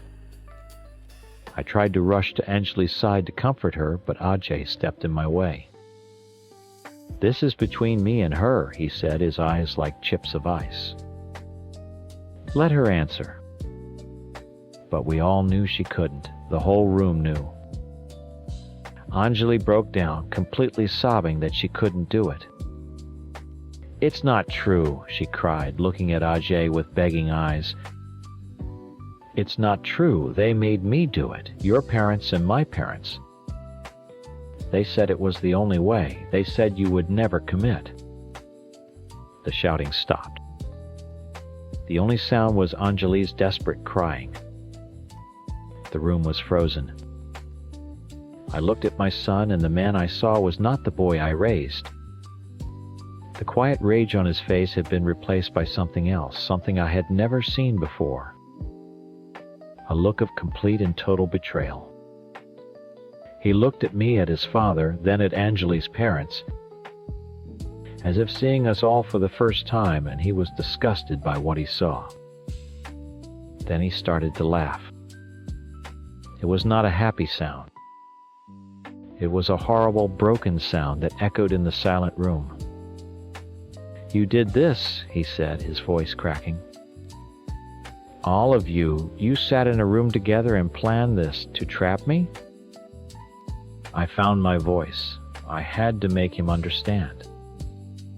Ajay Beta, listen to me, I pleaded, stepping toward him. We did it because we love you. We want you to be happy. We wanted to give you a family, a future. This isn't love, he roared, and the force of it made me jump back. This is control. This is you deciding you know my life better than I do. This is a lie. He turned to Anjali's parents, his face twisted with fury. Get her out of my house. Get out. Now. They didn't need to be told twice. Anjali's father grabbed her arm and practically dragged his crying daughter out the door without another word. The door slammed shut behind them, leaving just the three of us. For a moment, all the anger seemed to drain out of him. He looked at us, his shoulders slumped, and I saw tears welling in his eyes. He looked so lost, so hurt. He looked like my little boy again, the one who would run to me, scrape knee. My heart ached. Maybe now he would see. We just didn't want you to be alone, I whispered. It was the wrong thing to say. The rage came back hotter and more terrible than before. He started yelling in our language, using words that no son should ever use to his mother, to his father. Words that felt like physical blows. He said we never cared about him, only about what the community thought. Only about having grandchildren to carry on a name he didn't even care about. He said we saw his pain after the accident not as something to heal, but as a problem to be fixed with a wife and a baby. I survived a car crash that should have killed me, he screamed, tears streaming down his face now. I survived, and I've been trying to figure out how to live, and you couldn't wait for me to do that. You had to force me onto your path because you were afraid. We times are times afraid for you, my husband shouted back. This is what parents do. No, Ajay pointed a shaking finger at the front door. Get out of my house, both of you, get out. He threw us out. His own parents. He opened the door and stood there while we walked out, not saying another word. We stood on his driveway, the home we helped him buy, and the door closed. We were left outside like strangers. The drive home was silent. My husband's hands were white on the steering wheel. I kept checking my phone, praying he would call, that his anger would pass. and he would realize we only meant well. An hour after we got home, my phone buzzed. It was a message from him. It was short. It said, "Times. As far as I'm concerned, my parents died in that car accident with a part of me that used to trust them. Don't call. Don't write. We are done. Don't contact me on my wedding day, if I have one, or on your deathbeds. You are dead to me." Asterisk. I read it once. Twice. A third time. The words wouldn't make sense. My heart didn't just break. It turned to dust. I showed the phone to my husband, and he let out a sound of such pain that I will never forget it. This is what we get for loving our son too much. For wanting to protect him from a future of loneliness. We built a beautiful plan to give him a happy life. And with a few angry words, he tore it all down. He chose his selfish ideas and his empty freedom over his own family. People will hear his side of the story and call us monsters. But a parent's love is a fierce, desperate thing. We saw our child walking toward a cliff, and we did what we had to do to pull him back. We didn't fail. He did. He failed to understand. And now we are the ones who are alone. Story teen. You're probably hearing her side of the story, and I get it. I'd probably believe her too. She's good at that. She can make herself sound like the victim, like this sweet, innocent girl who was terrorized by her crazy ex-boyfriend. But she's leaving out the most important parts. She's not telling you what we had, and she's not telling you why I did what I did. Our love wasn't normal. It wasn't quiet and boring. It was the kind you see in movies. It was real. People who saw us fight would say we were toxic. They don't get it. The fights were proof of how much we cared. You don't scream about things you're indifferent to. We fought because every little thing mattered so much. I'd see couples my age who were basically roommates. They'd sit on the couch, watch TV, and barely talk. That wasn't us. We talked, we yelled, we cried, we loved. We were alive. Every moment was a 10 out of 10 on the emotional scale. That's how you know it's real love. Anything less is just settling. The day everything fell apart, we had a huge fight. It was about our future. I was all in. I was looking at apartments for us, planning everything. But she was getting cold feet, full of doubts. She was picking at tiny things, pulling away, and it was driving me insane. I felt like I was the only one holding our entire world together. So I snapped. I told her to lose my number, and I blocked her. She'll tell you that's when I broke up with her. She's wrong. It wasn't a breakup. It was a wake-up call. I needed her to see how serious this was. I needed her to feel what it was like to almost lose me, to almost lose Times, us asterisk. I did it to make her fight. For once I needed her to be the one to chase me, to show up at my door crying and begging for us to work. I was just waiting. I expected her to find a way. But she didn't. She just let it happen. She took my moment of ultimate pain and decided it was an ending. Months went by. It was the worst period of my life. I was giving her space, telling myself she just needed time to realize her mistake. I figured any day she'd show up. Then a friend sent me a screenshot. It was her on Instagram with some guy. He looked so bland. a plain, smiling idiot with his arm around her. My heart didn't just break. It felt like it was ripped out of my chest. She wasn't at home grieving for us. She was out there replacing me. She was trying to erase our entire history with some boring nobody. I had to do something. She had me blocked, of course, so I couldn't just call. I went on my mom's Facebook. I know how it sounds, but I was desperate. I had to remind her of who we were. I sent her a message pouring out everything I was feeling. I told her I loved her, that what we had was once in a lifetime, and that she was making the biggest mistake of her life. I just needed her to wake up. When she didn't respond right away, I knew I had to do something bigger. Words weren't enough. I spent an entire weekend gathering up every single thing she had ever given me. Every stupid t-shirt, every coffee mug, every photo, every little note. I put it all in boxes. It wasn't to be cruel. It was to show her a physical mountain of our history.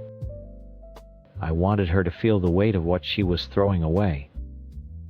I drove to her house late one night and left it all on her front porch.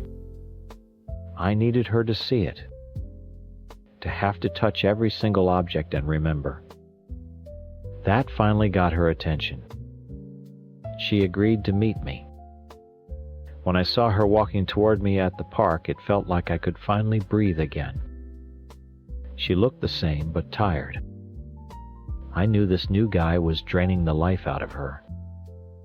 I decided right then I wasn't going to waste any more time. I put everything on the table. I told her I was wrong, that I was ready to give her the world. I told her I wanted to marry her.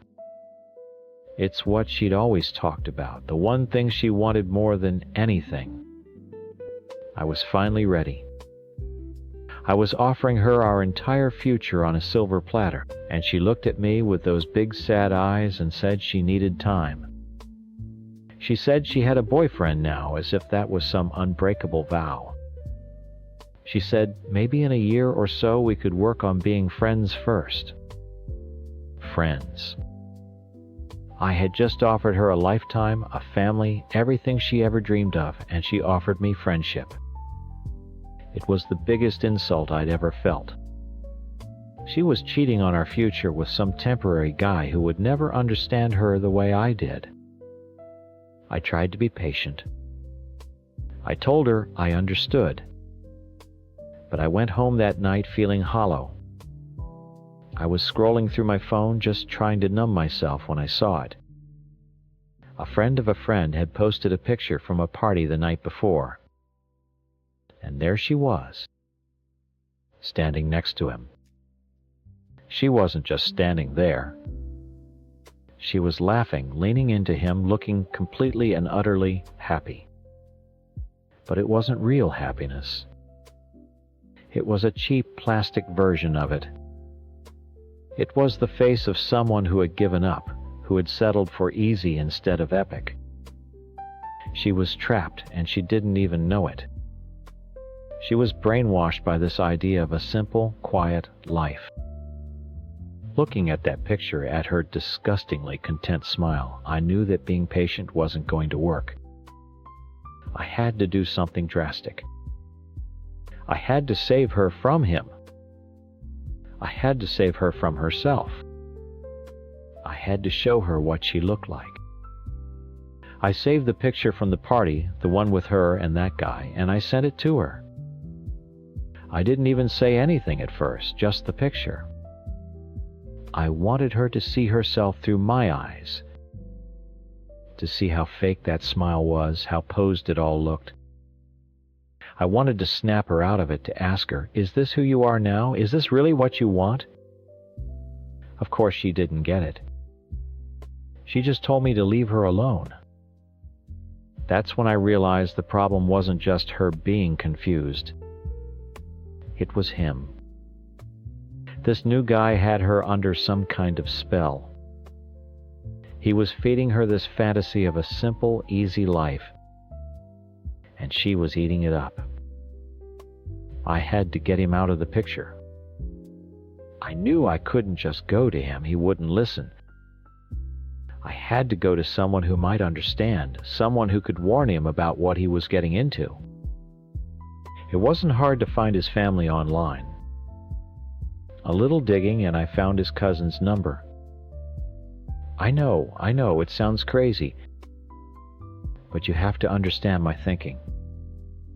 I wasn't trying to be a psycho. I was trying to do the right thing. I was trying to warn his family that he was getting involved with someone who was deeply, profoundly in love with another man. Me. I was trying to save everyone from future heartbreak. I sent his cousin a message. I was polite. I just said something like, I know this is weird, but I was with her for years. We were going to get married. She's just confused right now, and I don't want your cousin to get hurt when she comes back to me. I was being noble, really. I was looking out for everyone. Nothing happened. Or at least nothing I could see. She didn't contact me. He didn't break up with her. It was like they were just ignoring the truth. My final plan was the only thing I had left. If this new guy couldn't be warned, then he needed to be shown. He needed to see the kind of person she really was when she was with me. Not this quiet, smiling doll he was dating. He needed to see her fire, her passion, her messiness. He needed to see the woman I loved. So I created the texts. She'll tell you I fabricated them, that I made them up. That's not true. They weren't word-for-word copies of old conversations, no. They were more like the spirit of our conversations. I wrote out messages that captured the essence of us. The intense fights, the desperate I can't live without you messages, the raw, chaotic energy that defined our love. I used the nicknames we had for each other, brought up inside jokes, and referenced arguments we'd had 100 times. It was all real, emotionally speaking. I sent the screenshots to her. I figured she'd see them and have no choice but to show him. And when he saw them, he'd freak out. A guy like him, a normal, boring guy, could never handle that level of intensity. He would see she was crazy and he would run. Then she'd have no one to turn to but me. For a day, I heard nothing. I was on the edge of my seat waiting for the fallout. I imagined her calling me crying, telling me he left her and that she'd made a terrible mistake. I was ready to forgive her. I was ready to take her back and fix everything. Then she texted me. It was a screenshot of a conversation between her and the new boyfriend. In it, she was showing him the texts I had sent. She was telling him, "Look what he just sent me. He's making things up again."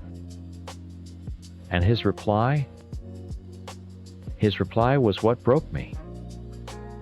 He just said, "Wow, he's really losing it. Don't worry about it. I'm here." He didn't run. He didn't even get mad at her. He comforted her. They teamed up against me.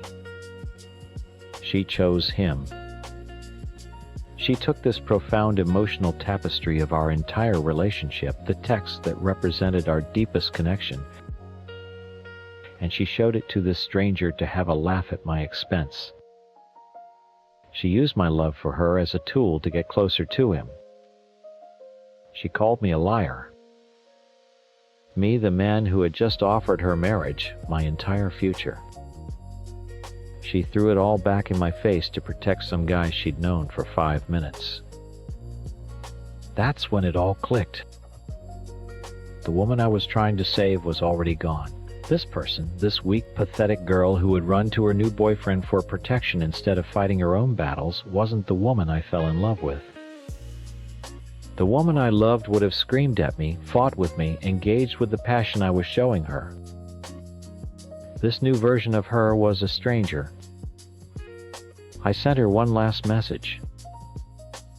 I told her I was praying and that I was thanking God that He had freed me from her. And for the first time in months, I meant it. If she would rather be happy in some boring, lifeless relationship than feel something real, then she deserved the empty life she was choosing. The fight was over. I had lost, but in losing I had actually won my freedom. My heart still feels uneasy. Not because I miss her, not the her that exists now. I mourn the woman she used to be. The incredible, fiery, passionate woman she was when she was with me. The one who wasn't afraid to scream and cry and love with her entire soul. She didn't just break up with me and move on. She killed the best version of herself and replaced it with a cheap copy. And the saddest part of all is that I'm the only one who will ever remember the person she truly was. Story 11. I don't know why I'm writing this, except that I feel like I'm going crazy. In my own home, you try your whole life to do the right thing, to be the responsible one, and this is what you get. This is the thanks. For 25 years, I have been the heart of this house. My older brother, he's the man of the house, sure, but what does that even mean? It's me who makes sure things run. It's me who takes care of our mother, my mother who is old and needs constant attention. It's me who raises my 2 children, who makes sure my husband has a clean shirt for work. I manage Mama's small government stipend, and let me tell you, stretching that money to cover her medicine and her special foods and everything else is a full-time job. It's a thankless, invisible job, and I do it every single day. Then my niece came back. We took her in, of course. She was 19 pregnant, and the father was nowhere to be found. She made a terrible mistake, and family is family. So we took her and her little girl in. We gave them a room, a roof, food. We gave them a safe place when she had brought shame on us. For a few years it was fine. She was quiet, grateful. She knew her place. But then she got this job. Some fancy office thing with a good salary. And everything changed. Slowly at first, then all at once. Suddenly, she wasn't the grateful little girl anymore. She was the one with the money, and she started acting like she owned the place. It started with the electricity bill. One day she just announced, "Don't worry about the electric anymore, Auntie, I've got it." It wasn't a question, it wasn't an offer. It was a declaration. It sounds nice, doesn't it? A big help. But it wasn't. It was a power move. Now every time I flip a light switch, I feel it. That little string she has attached to me, to all of us. It's not help, it's a leash. She pays the water bill sometimes too, whenever she feels like reminding us that she's the one keeping the taps on. Then she started with my children. She began giving them a weekly allowance. Behind my back at first. I only found out when my son came home with a new toy I knew we couldn't afford. When I asked him where he got the money, he said, "Cousin gave it to me." She gives my children money. My children. As if I'm not their mother. As if I can't provide for them. She's teaching them that she's the one to go to for things, not me. She's buying their affection and making me look like the mean mother who always says no because I have to budget and she doesn't. She is undermining me in my own home. Every day feels like a performance. She comes home from her important job dressed in her nice clothes and looks at us. She never says it, but I can see it in her eyes. The judgment. She looks at me managing the household chores. She looks at her uncle, my husband, tired after a long day of physical work, and I know what she's thinking. She thinks we're failures. She thinks we're stuck. Her success isn't a good thing for the family. It's a weapon she uses to make us feel small. It's a constant, silent reminder of everything we don't have.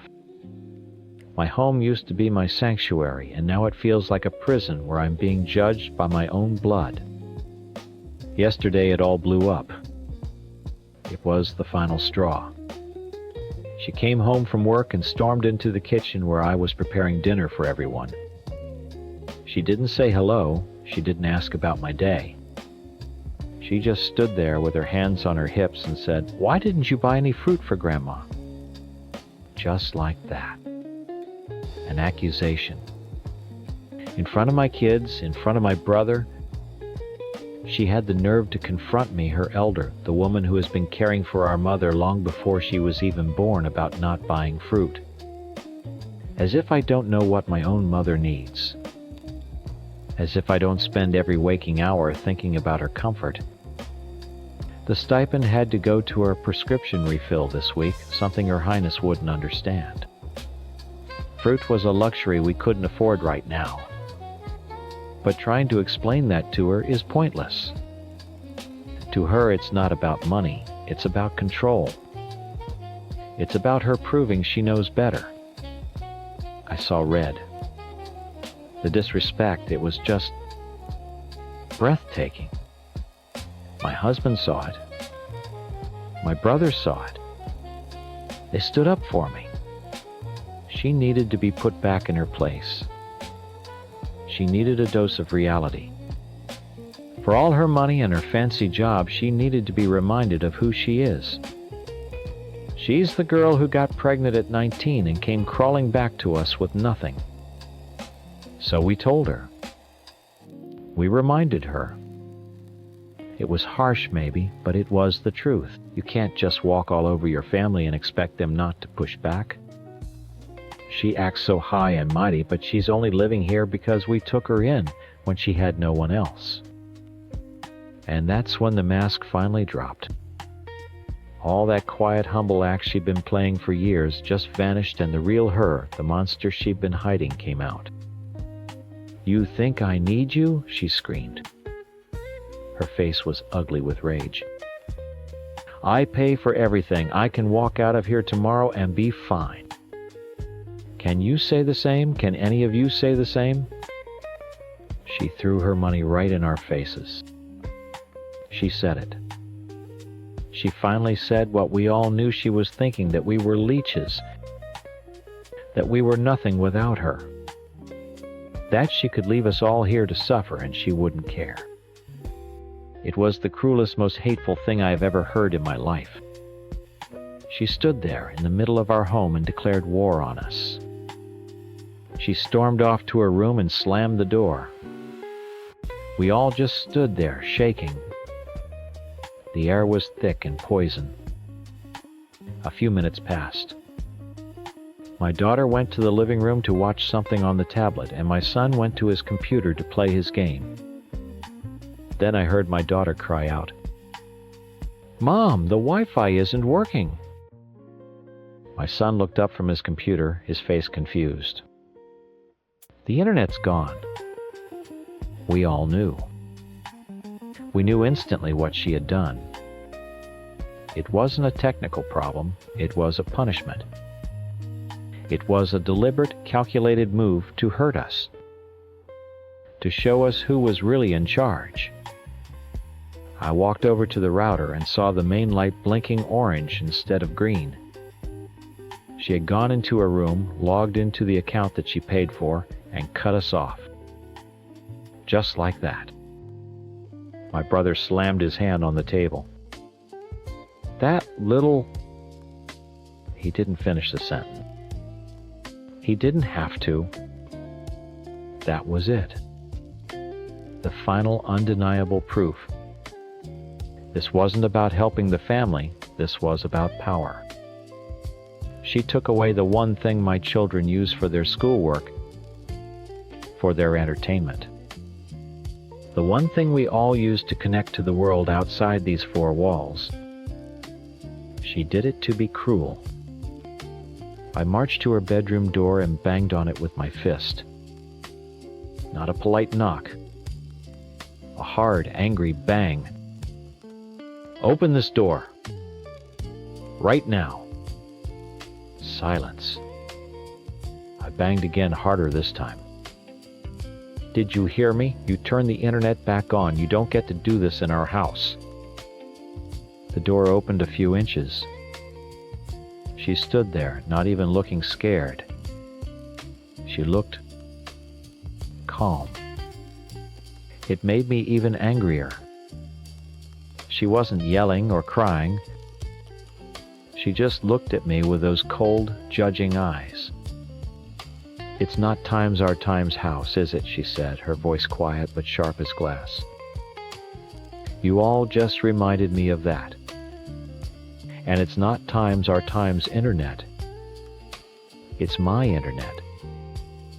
I pay the bill. I decide who uses it. My husband came up behind me. Don't you talk to your aunt like that, he growled. You live under our roof. She actually laughed. A short, bitter sound with no happiness in it. Under Times, your Times roof, I pay the electricity that keeps the lights on over this roof. I sometimes pay for the water that comes out of the taps. I buy half the groceries in this house because Mama's stipend doesn't cover it. So don't you dare talk to me about what you provide. Every word was a slap. She was saying it all out loud, laying it all out for everyone to hear. All the things I felt but never wanted to admit. She was turning her help into a list of our failures, reading them out loud right there in the hallway. We took you in when you had nothing, I shouted, my voice cracking. I was losing control and she was perfectly still. You were a pregnant child with nowhere to go. Have you forgotten that? No, she said, and her eyes finally showed something. It looked like pain, but it was gone in a second. I haven't forgotten, but you seem to have forgotten that I'm not that child anymore. You can't hold that over my head forever. You don't get to treat me like dirt and then use my money to watch your shows. She looked past me at my kids, who were watching from the living room with wide eyes. I'm sorry, she said to them, not to us. But this is how it has to be for now. Then she closed the door in my face. Gently. Not a slam, but a soft click that felt louder and more final than any shout. I stood there shaking with a rage so deep I thought I was going to be sick. My husband and my brother were speechless. She had won. With a few quiet words and a changed password, she had taken all the power in the house and left us with nothing. The days that followed were hell. A cold, silent war. The house, which was always filled with noise, the TV, my kids playing games, music, was now horribly quiet. The silence was thick with anger. We didn't speak to her, and she didn't speak to us. She would leave for work in the morning before we were all up and come home late, going straight to her room with her own food. She was living here like a ghost. A ghost who paid the bills. My kids were miserable. They complained constantly. Mom, I can't do my homework. Mom, I'm so bored. Can't you just ask her to turn it back on? They didn't understand. They looked at me to fix it, and I couldn't. I was their mother, the one who was supposed to be in charge, and I was powerless. I felt like a failure in their eyes, and it was all her fault. She was poisoning my children against me, making me the bad guy, because I couldn't give them what she so easily took away. We tried to manage. I told my son he could use the library's computer after school. My husband tried to use his phone's data, but it ran out in 2 days. We were completely cut off. It felt like we were living in the dark ages. Every quiet evening was a reminder of what she had done. Every time my daughter sighed with boredom, it was another twist of the knife. The worst part was seeing my mother. Mama didn't understand the details of the fight, but she felt the tension. She would sit in her chair, looking from me to my niece's closed door, her face full of worry. "Why is everyone so angry?" she'd ask in her small voice. And I'd have to say, "It's nothing, Mama, don't you worry." But it was something. It was everything. My niece had shattered our family, and my poor mother was caught in the wreckage. I don't know what happens now. We're living with a stranger who holds all the cards. She proved her point. She proved that we do need her money. Hearing her say it was cruel, but living it is so much worse. She looks at us now on the rare occasions we cross paths in the kitchen, and there's no emotion on her face. It's like she's already moved out in her mind and she's just waiting for her body to follow. She's not our family anymore. She's a landlord. A resentful one. And we are her tenants trapped in a home that doesn't feel like ours. She thinks she's the victim in all this. I know she does. But she's the one who held a knife to the heart of this family and twisted it. She declared war, and I don't see how any of us can win. Story 12. I know what he told you. I'm sure he painted a picture of a cold, cheating wife who planned to steal his kids and run off with some guy overseas. He's good at telling stories. He's been telling them our whole marriage, shaping our lives into the story he wanted to live. I was just a character in it. For 15 years, my name was basically Navy wife and mom. And I'm not saying I didn't love my kids, they're my entire world, but I was never just times me, asterisk. It all started with him joining the Navy. It was his grand gesture, you see. He did it for us so he could support the family, and I wouldn't have to worry. What it really meant was that his career would always come first. We moved when the Navy said move. Our lives were dictated by his deployment schedule. My job was to keep the house running and the kids happy, a perfect little support system for his big, important career. He was proud of putting me through school while he was in. But it was never about what I wanted. It was about what was practical. A certificate here, an associate's degree there. Things I could do online or at night, things that would never turn into a real career that might interfere with his. He was curating my life, building the perfect wife he had in mind. I was his project. When he was getting ready to retire, the dynamic shifted. Suddenly it was my turn. He pushed me to get a real job to contribute. He was the one who found the officer program in the Navy Reserves. He thought it was perfect. I'd have a respectable career, good benefits, and it was a world he understood. It was still under his influence in a way. But then a funny thing happened. I was good at it. Really good. For the first time in my adult life, I had an identity that wasn't tied to him. I wasn't just someone's wife or someone's mom. I was an officer. People listened to me because of my skills, not because of who my husband was. That feeling, it was like breathing for the first time after being underwater for a decade. The validation was intoxicating. And when the opportunity came up for a multi-year post overseas, I knew I had to take it. It was my chance to finally be a whole person. Of course, he wasn't thrilled. We had 3 kids. It was a huge change. We talked about it for weeks. He finally agreed, but there was a catch. the open relationship. It sounds so modern and progressive, doesn't it? But it wasn't. It was the most cynical thing he'd ever said to me. He sat me down and said, "I figure you'll do it anyway, so we might as well just be open about it." It wasn't permission. It was an accusation. It was him telling me he already expected me to fail to betray him. He wasn't giving me freedom. He was preemptively managing my screw-up. He'd already decided what kind of woman I was. Overseas, everything changed. I wasn't living in my husband's shadow. I was respected for my work. And that's where I met him. He was a superior officer, and at first it was purely professional. But he saw times me, asterisk. Not the wife, not the mother, just me.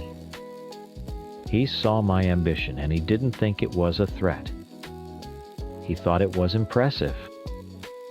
We'd talk for hours about work, about our goals, about life. It was a relationship between peers, something I'd never truly had. It felt like a lifeline in the middle of an ocean of loneliness. It grew into something more, and for the first time I felt like I was in a partnership, not a project. My marriage was falling apart. I knew it. Every call home was a reminder of the life I was suffocating in. The guilt was eating me alive, but so was the misery. I confided in a friend back home, someone I thought I could trust. I was a mess. I'd be on the phone with her, crying, just trying to figure out what to do. You know how you talk when you feel completely trapped. You throw out desperate hypotheticals. What if I just didn't go back? What if I could file for divorce from here? What if I could just have the kids with me, have my career, and be free from his control? It wasn't a plan. It was a fantasy. It was me at my lowest point, dreaming of a way out, any way out. It was a tearful, desperate brainstorming session with a friend. I never ever imagined she would take those words, strip them of all their pain and desperation, and present them to my husband as a cold, calculated plot. She betrayed me. She handed him a weapon, and he was more than happy to use it. The phone call was terrifying. He didn't sound heartbroken. He sounded furious. It was the rage of a man who had discovered his prized possession was no longer in its box. He wasn't crying because he missed me. He was screaming because he had lost control. His demands were immediate and absolute. I had to end it with my colleague, effective immediately. I had to block him on everything. I had to erase every trace of the one person who had made me feel seen. There was no discussion. It was an order. I was a subordinate who had stepped out of line, and he was putting me back in my place. Scared out of my mind, I agreed to everything. I ended it. But blocking a superior officer on professional networking sites isn't like blocking an ex on Facebook. It's a statement. It's awkward and raises questions I couldn't afford to answer. I was trying to figure out how to navigate it, how to cut ties personally without committing career suicide. I just needed a day or two to handle it delicately. But he didn't give me a day. He was watching. He checked my social media and saw he was still listed as a connection. He didn't see my fear or my professional dilemma. He only saw defiance. My phone rang again. It was him. And the tone in his voice this time, it was different. The rage was gone, replaced by something much, much colder. He had his proof.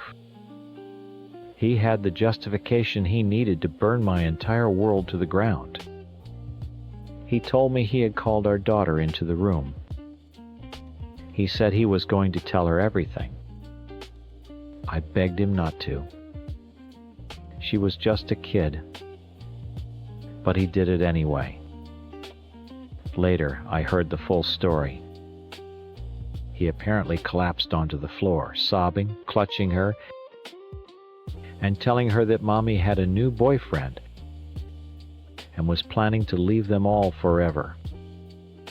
He put on the performance of a lifetime, a dramatic, heartbreaking show designed for one purpose: to poison my children against me. It was a masterclass in manipulation. He wasn't just trying to hurt me. He was salting the earth, making sure nothing good could ever grow between me and my kids again. Then he laid out his final threat. It was no longer just about me. He told me he had my colleague's full name, his wife's name, and his command's contact information. He said if I didn't sign a legal document he was having drawn up, he would go nuclear. He would report our relationship to his command, which would end his career instantly.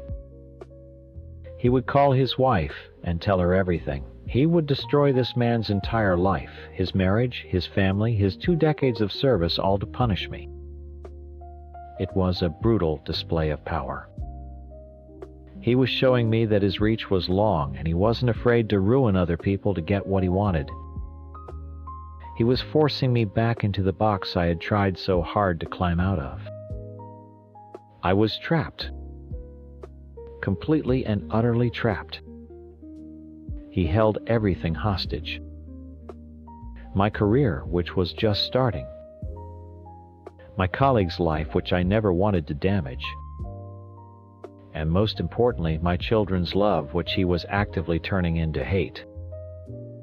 What was I supposed to do? Fight him from thousands of miles away while he was in the house with them, whispering his version of the story into their ears every night? A few days later, a document arrived by email. It was a post-nuptial agreement. It was simple and brutal. It stipulated that in the event of a divorce, he would get full custody of the children. He would get the house. He would get everything. My signature on that paper was the price of his silence. The price to save my colleague's career. The price to stop my husband's campaign of poison against me with my own kids. I signed it. I signed it under the most extreme duress I have ever known. I wasn't thinking clearly. I was in a panic, just trying to make the threats stop. In my terrified mind, signing it was like hitting the pause button on a disaster. I thought it would de-escalate the situation. I thought it would calm him down, show him I was behaving. I thought it would buy me time. Time to finish my tour, to come home to talk to him like a rational human being, and work out a real fair plan for our family. I truly believe that no court would ever enforce a document signed under such obvious coercion. I never, not for a second, thought he would actually use it. I thought it was just his ultimate power move, a trophy of his victory over me. I was so wrong. I came home a year later, ready to try and salvage what was left of my family. I suggested counseling. I tried to talk about co-parenting. I wanted to find a way forward where we could both be in our children's lives. He just smiled. He waited until I was settled back in, and then he filed for divorce, and with it he filed the agreement I had signed. That piece of paper, my signature, scrawled on it in a moment of pure terror, became an unbreakable weapon. He used it to take my children. He told the court I had abandoned them, that I had signed them over willingly so I could run off and be with my lover. He used my friend's betrayal and my own desperate words as proof of a long-concocted plan. He twisted my desperation into malice. He painted my attempt to find myself as a plot to destroy him. I know I made mistakes. I hurt him and I hurt my family, and I will carry that guilt for the rest of my life. I was clumsy and I was selfish. But my story isn't about a villain who wanted to steal her kids. It's about a woman who was suffocating and tried to find a window to get some air. I was just fantasizing about what it might feel like to breathe. And he used that fantasy to lock me in a cage and take away the only thing that ever mattered to me. He didn't just win, he burned my whole world down to make sure I knew I had lost. Story 13. My name is Mike. I'm 31, and if you're reading this, you've probably already heard my wife's version of the story. I'm sure I sound like a monster. The husband who cheated. The guy who planned to ruin her. I get it. From the outside it looks simple. But nothing is ever that simple. 5 years ago I married Sarah. We were a team. It was us against the world, building a life from scratch. We both worked, we split the bills, we talked about everything. When our son Leo was born 3 years ago, it felt like we had everything. He was this perfect little person we made together. We were solid. Then Sarah's career took off. She's brilliant, I've always known that, and she got a manager position at her firm. The money was great, better than I was making. At first I was her biggest cheerleader. I was so damn proud. I'd brag about her to my friends. That's my wife, I'd say. But slowly something started to change. We became she. Our life started to revolve around her job. Dinners out were always with her colleagues, and the conversation was always about her latest project, her team's success, her quarterly goals. I'd just sit there and nod the supportive husband. I went from being Mike to being Sarah's husband. At home, she'd walk in the door, drop her bag, and just vent about her day for an hour. Her stress, her deadlines, her annoying coworker. I'd listen, of course. That's what a husband does. But when I tried to talk about my day, about my job, her eyes would glaze over. It was like my life was too small to register on her radar. My world became about logistics. I was the one who had to leave work early if Leo was sick. I was the one who handled daycare pickup and drop-off because her schedule was too important. I wasn't a partner anymore. I was support staff. My own ambitions, my own problems, they all just seemed to fade into the background. She probably told you I've been distant and argumentative lately. She's not wrong. I was trying to fight for my place in our marriage. An argument was the only time I felt like she was actually looking at me, even if it was with anger. I was trying to claw my way back into the story of our life, but she was the only one holding the pen. The COVID lockdowns made it 100 times worse. She set up her office in our spare room, and her work life just took over our entire apartment. She was more powerful and present than ever, barking orders on Zoom calls, while I felt like I was shrinking in my own home. I was just the guy who had to keep a 3-year-old quiet so the important work could get done. That's when I met Chloe. It was early 2019, before the world shut down completely. She works at a coffee shop I used to go to near my office.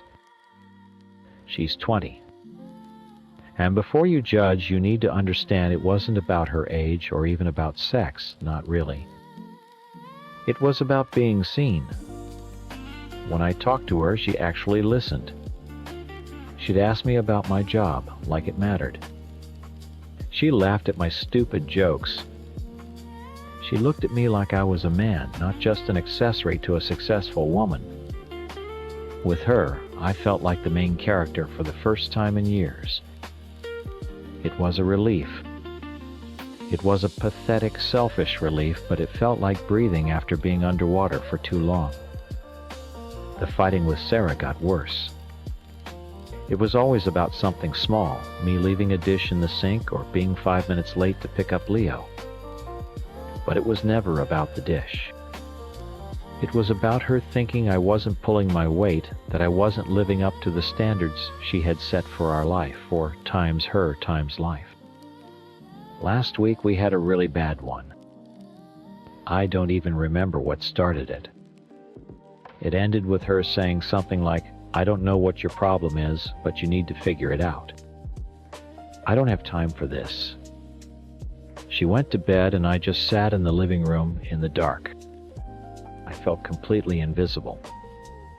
Empty. I opened my laptop and just started browsing online.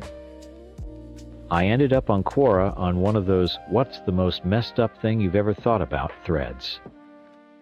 And I just started typing. It was like poison draining out of me. I wrote about the affair. I wrote about how trapped I felt. And then I started building a fantasy. A world where I wasn't the loser. A world where I was the one in control. I wrote out this whole crazy plan. What if I was the one who left? What if I could take Leo, drain our accounts, and leave times her times with nothing? Who would win then? It was a power trip. A stupid late-night scream into the void. To make it feel more real, to make my fantasy of having power feel solid for just 1 second, I used our full names. Sarah's. Leo's. It was a horrible thing to do, but in that moment it made me feel like I had some control over a life that felt like it was spinning away from me. I finally finished writing around 3 a.m. and felt sick to my stomach, but also exhausted. I stumbled into bed and fell asleep. I didn't think about it again. The next morning felt normal. Too normal. I got up, made coffee, got Leo his favorite cereal. Sarah was in the shower getting ready for work. I left my laptop open on the kitchen island, still on that Quora page. It wasn't a trap. It wasn't a plan. It was just a stupid, careless mistake. Proof of just how tired and checked out I was. I was in Leo's room helping him put on his shoes when I heard the water in the shower turn off. A few minutes later, I walked back into the kitchen, ready to start the usual morning rush of getting everyone out the door. But it was quiet. Sarah was standing by the island, her back to me. She was still in her towel, her hair dripping onto the floor. She wasn't getting her coffee. She wasn't checking her phone. She was just standing there perfectly still, looking down at the open laptop. The silence in the kitchen was heavier than anything I'd ever felt. It was a physical thing pressing in on my ears. I could hear the hum of the refrigerator, the quiet gurgle of the coffee maker. Sounds I'd never noticed before were now deafening in the absence of her voice. "Sarah," I said, and my own voice sounded wrong. She turned around slowly. Her face proud. It wasn't angry. It wasn't sad. It was just blank. Like a switch had been flipped, and all the light had gone out behind her eyes. That was 1,000 times scarier than if she'd been screaming. She looked at me, really looked at me, and I felt like a bug under a microscope. "Who's Chloe?" she asked. Her voice was flat, with no emotion at all. It was the voice she used on conference calls when a deal was going bad. Clinical, detached. My blood ran cold. The stupid, pathetic power fantasy was laid bare. My throat felt tight. "Sarah, listen. It's not what you think. I can explain." She held up a hand to stop me, a gesture so sharp and final it was like she'd slapped me. "No, you can't," she said, her eyes still locked on mine. "Because I read it. I read all of it." She glanced back at the screen. You were going to drain the joint account. You were going to try and prove I was an unfit mother. You were going to take Leo. Each sentence was a hammer blow. It was just a stupid post online, I said, my voice cracking. I was mad. I was trying to. I don't know vent. It was a fantasy. It wasn't real. How do you explain that? How do you say I wrote that I wanted to destroy you and take our son because I feel so small and weak? It sounds insane. It sounds like the confession of a monster. She laughed, but it was a dead sound. It had no humor in it. A fantasy, Mike. You used our son's full name. You wrote down his life as a bargaining chip in your little revenge story. You fantasized about ruining me. About taking my child from me. The only thing you love more than your career, you wrote.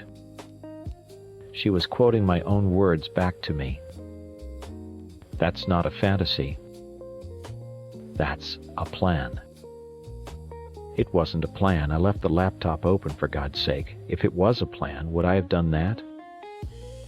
I don't know what you are anymore, she whispered, and that was what finally broke me. The anger drained away, and all that was left was shame.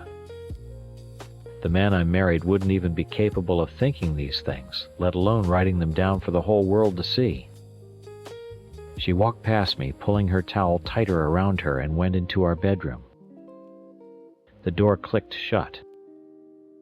I stood there in the middle of the kitchen, feeling the whole world tilt on its axis. Leo called from his room, "Daddy, my shoe is on the wrong foot." I went to him on autopilot, my hands shaking as I fixed his sneakers. He was just a little kid babbling about his daycare friends, completely unaware that his family had just been blown apart in the next room. I hugged him, burying my face in his hair, smelling that little kid smell of shampoo and cereal. It was the most painful moment of my life. When I came out, Sarah was dressed. She had her work clothes on, her face was set like stone. She didn't look at me. "You need to leave," she said, her voice still eerily calm. "Sarah, please. Let's just talk." "There's nothing to talk about. I read your confession. I know about the affair. I know what you think of me. And I know what you plan to do to me and our son.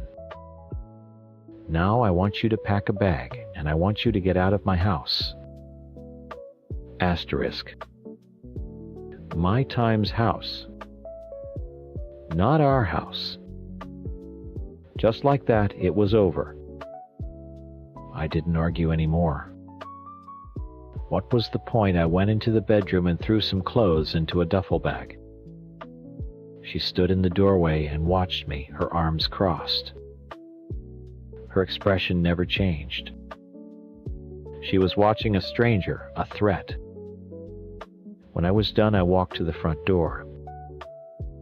Can I say goodbye to Leo?" She just nodded. I knelt down and gave him another hug. "I'll see you soon, buddy. Daddy just has to go away for a little bit." He didn't understand. He just hugged me back and said, "Okay, Daddy, see you later." I walked out the door without looking back. I couldn't bear to see her face again. The last week has been a blur. I'm staying in a cheap motel off the highway. It smells like old smoke and sadness. I tried calling and texting her for the first 2 days. Dozens of messages. "I'm sorry. Please, we can fix this. I love you. I miss Leo." I got no response. Then 3 days ago, I got an email. It wasn't from her. It was from a lawyer. a formal notice. She was filing for divorce and requesting an emergency custody order, citing the Quora post as evidence of my intent to cause harm and abduct our child. My sick, stupid fantasy, my scream into the void, was now Exhibit A in the destruction of my life. I haven't even tried to call Chloe. What would I say? The affair feels like it happened to another person in another lifetime. It was an escape, a symptom of the problem, but it wasn't the disease. The disease was in me. This bottomless pit of resentment and insecurity that made me feel like the only way to build myself up was to imagine tearing my wife down. I wrote that post to feel powerful, to feel like the protagonist in my own life. For once. And now I've never been more powerless. I sit in this motel room scrolling through old pictures of Sarah and Leo on my phone. Pictures from when we were a team. When I was a husband and a father, not just support staff. Not just a monster. I wanted to feel like I mattered. In trying to imagine a world where I couldn't lose, I lost everything. She saw me all right. She saw the absolute worst part of me, the part I didn't even know was there until I typed it out. And now that's all I'll ever be to her. I didn't want to destroy her. I just wanted her to see me. Now I have no one to blame but myself that she can't stand the sight of me. Story 14. I saw what my husband wrote about me. I guess it's my turn. He painted a picture of a crazy, insecure wife who blew up our marriage over a silly experiment. The truth is, our marriage was already dead. He was just the last one to notice. For the first 6 years, we were a unit. We were that comfortable couple who orders pizza on a Tuesday and gains the same 10 pounds over the holidays. We had our first child, then our second, and we were in the trenches together. Then our son was born, and something in my husband just broke. He found the gym. And I don't mean he started going to the gym. I mean he times it like a religion. At first I was so proud. I loved that he was getting healthy and had a new hobby. I tried to make it our thing. I bought new workout clothes and went with him a few times, but I was clumsy and tired. I was still recovering from a difficult birth, and I just couldn't keep up. So I stopped. And that's when it became times his times world, and I became a problem he needed to fix. Every single conversation became about my diet or my sedentary lifestyle. He'd watch me eat a piece of toast and say something like, "You know that's just empty carbs." He wasn't trying to be mean. He genuinely thought he was helping. That was the worst part. He'd wrap his insults in concern. He'd say things like, "I'll love you no matter what size you are," but the tone was clear. I am a good man for putting up with you. I wasn't his wife anymore. I was his before and after picture that never got to the after. He was the star of this new life he was building, getting leaner and stronger every day, and I was just the frumpy mom he came home to. The breaking point was that dumb Instagram comment. He's right, I never thought he was cheating. But he posted a photo of himself lifting a crazy amount of weight, and the comments were all from his new gym friends. "Looking strong, bro, killing it," and then one from a woman. "Beast mode, you're an inspiration." When I saw it, my heart just sank. It was a stupid, tiny thing, but it was proof. Proof that he had this whole other life with this whole other group of people who saw him as this amazing, powerful man. And where was I? I was at home, covered in baby spit-up, feeling like I was shrinking while he was growing. I tried to explain it to him that night. I told him I felt left out, that I felt like a stranger in my own marriage. He didn't get it. He just got defensive, pulling up her profile to show me she was married. He completely missed the point. The point wasn't her. The point was that he was building a kingdom and I wasn't even allowed in the gates. That's when he came up with his brilliant idea. He was sitting on the edge of the bed with a smug, patient look on his face like a therapist talking to a difficult child. He said we should both make Tinder profiles. Just as an experiment. A confidence boost.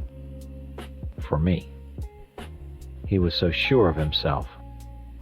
So sure that this grand gesture would prove I was still desirable and finally shut me up about my insecurities. It was the most condescending thing anyone has ever said to me. But I said yes. I felt like if I said no, I'd be proving his point. That I was weak and scared. We downloaded the app, paid for Tinder Gold, and set our location to London so no one we knew would see us. He was laughing, making jokes about it. For him, this was a fun little game. For me, it felt like I was about to be graded on my own worth. We put a movie on, and for 2 hours I just stared at the screen, a knot of ice in my stomach. Then the time was up. He checked his phone first. "Huh," he said, "only one." Then I unlocked mine. My screen lit up like a Christmas tree. It was vibrating non-stop. Notifications were flooding in. 330 likes. More than 330. It just kept climbing. I opened the app and it was a sea of faces, men from all over the world. Doctors, lawyers, artists, guys who looked like they belonged on the cover of a magazine, and they all saw my picture and swiped right. For the first time in years, I didn't feel like a mom. I didn't feel like a wife. I felt like a woman. A woman that people times wanted asterisk. We sat there on the bed and scrolled through my phone together. I watched the smug little smile fade from his face. The giggly fun mood was gone. He was just quiet, staring at the screen. I saw him swallow hard as a message popped up from a banker in Dubai telling me my smile was incredible. Then he showed me his one match. She was not at all the type of woman he usually finds attractive. And a sound came out of me that I hadn't made in years. I laughed. A real, deep, cruel laugh. I couldn't help it. The dam of all my resentment just broke. I looked him right in the eye, put on my sweetest, most patronizing voice, and said, "Aw, at least I still want you, honey." That was it. That was the moment I saw it. The power in our marriage didn't just shift, it flipped upside down. He had opened this door to prove a point, and now he was terrified of what he'd let in. We both deleted our accounts that night and went to bed without saying another word. But it was too late. The next day, at work, I couldn't focus. All I could think about was that feeling. That buzz of being seen. Was it real or just a fluke I had to know? I pulled out my work laptop, opened a private browser, and typed in the one word that I knew could ruin my life. Or maybe, just maybe, save it, Tinder. It wasn't a fluke. The likes and messages came pouring in again, even faster this time. I made a new profile, one that didn't mention being married or having kids. I used a picture from a few years ago before the baby weight really settled in. I just wanted to see. I told myself it was for science. My own little experiment. It quickly became more than that. It became my secret world. During my lunch break, while the kids were asleep, whenever I had a spare 5 minutes, I was on my laptop living this other life. I was talking to a lawyer in New York who loved my sense of humor. A musician in Berlin who wanted to know all about my day. It was intoxicating. For the first time in years, men were interested in my mind before they even knew about my body. They asked questions. They listened. They weren't trying to fix me. My two best friends, Sarah and Chloe, were my cheerleaders. They'd both gotten out of bad marriages and were thriving. When I finally confessed to them what I was doing, they didn't judge me. They poured me a huge glass of wine and said, "It's about damn time." They told me I deserved to feel wanted. They said my husband had spent years making me feel small, and if this was what it took to feel big again, then I shouldn't feel an ounce of guilt. Their support was like a permission slip. The conversation started to change. The compliments about my smile turned into compliments about my body. The questions about my day turned into questions about what I was wearing. And I leaned into it. I sent pictures, nothing with my face, but pictures that made me feel powerful and sexy. Receiving their replies, seeing how desired I was, felt like a drug. It was a fantasy, I knew that. But my real life had become so bleak that a fantasy was the only thing keeping me afloat. The intimacy with my husband was completely gone. Every time he touched me, it felt like an obligation. Like he was doing his husbandly duty, checking a box. The pity in his eyes was gone, replaced by a nervous confusion, which was almost worse. He was walking on eggshells around me, and honestly, I liked it. He found out on a Tuesday night. I was on the couch with my laptop, smiling at a message from the guy in New York. My husband came into the room and asked what I was looking at. I quickly closed the laptop, but not before he saw the distinctive orange flame of the Tinder logo. His face just crumpled. "Are you serious?" he whispered. "After everything, you're still on that thing." This was it. The moment I'd been both dreading and craving. I didn't cry. I didn't apologize. I just looked at him. "You opened the door, not me," I said, my voice steady. "You ran an experiment to see if I was still desirable. Well, congratulations. The results are in. I am." He started pacing, running his hands through his hair. "This isn't about that. This is about you lying to me, going behind my back, talking to other men." "And what about you?" I shot back, standing up. "What about you spending years making me feel like garbage, like a project you had to work on? You can't just break someone's self-esteem and then get angry when they find a way to build it back up." By cheating, he yelled. "This is how you fix things. By sexting strangers." "I haven't done anything, not really," I said, and it was true. It was all just words and pictures on a screen. But maybe we should. Both of us. He stopped pacing and stared at me, confused. "What are you talking about?" And that's when I said it. "I think we should have an open marriage." The words hung in the air between us, heavy and cold. I tried to explain it. I told him he was the one who was obsessed with looks, with the gym, with all those fit women who admired him. I was giving him a pass, a way for us to both get what we wanted without the lies. I was trying to make it sound like a logical, modern solution. But he saw right through it. He just shook his head, a look of complete and utter defeat on his face. "So, this is it," he said, his voice cracking. This is how you end it. Not by leaving, but by trying to turn our marriage into some kind of free-for-all. He looked at me like he'd never seen me before. I don't even know who you are anymore. I'm the woman you created, I told him. And I meant it. We've been living in a state of limbo ever since. He sleeps in the guest room.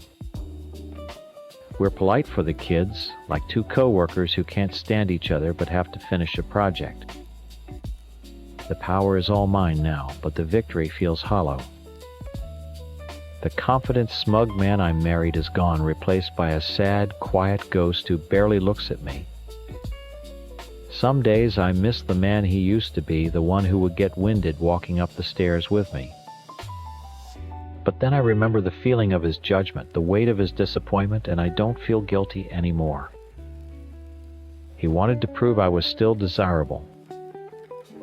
He thought it would be a quick fix, a little ego boost that would make me quiet and compliant again. He thought he could control the outcome.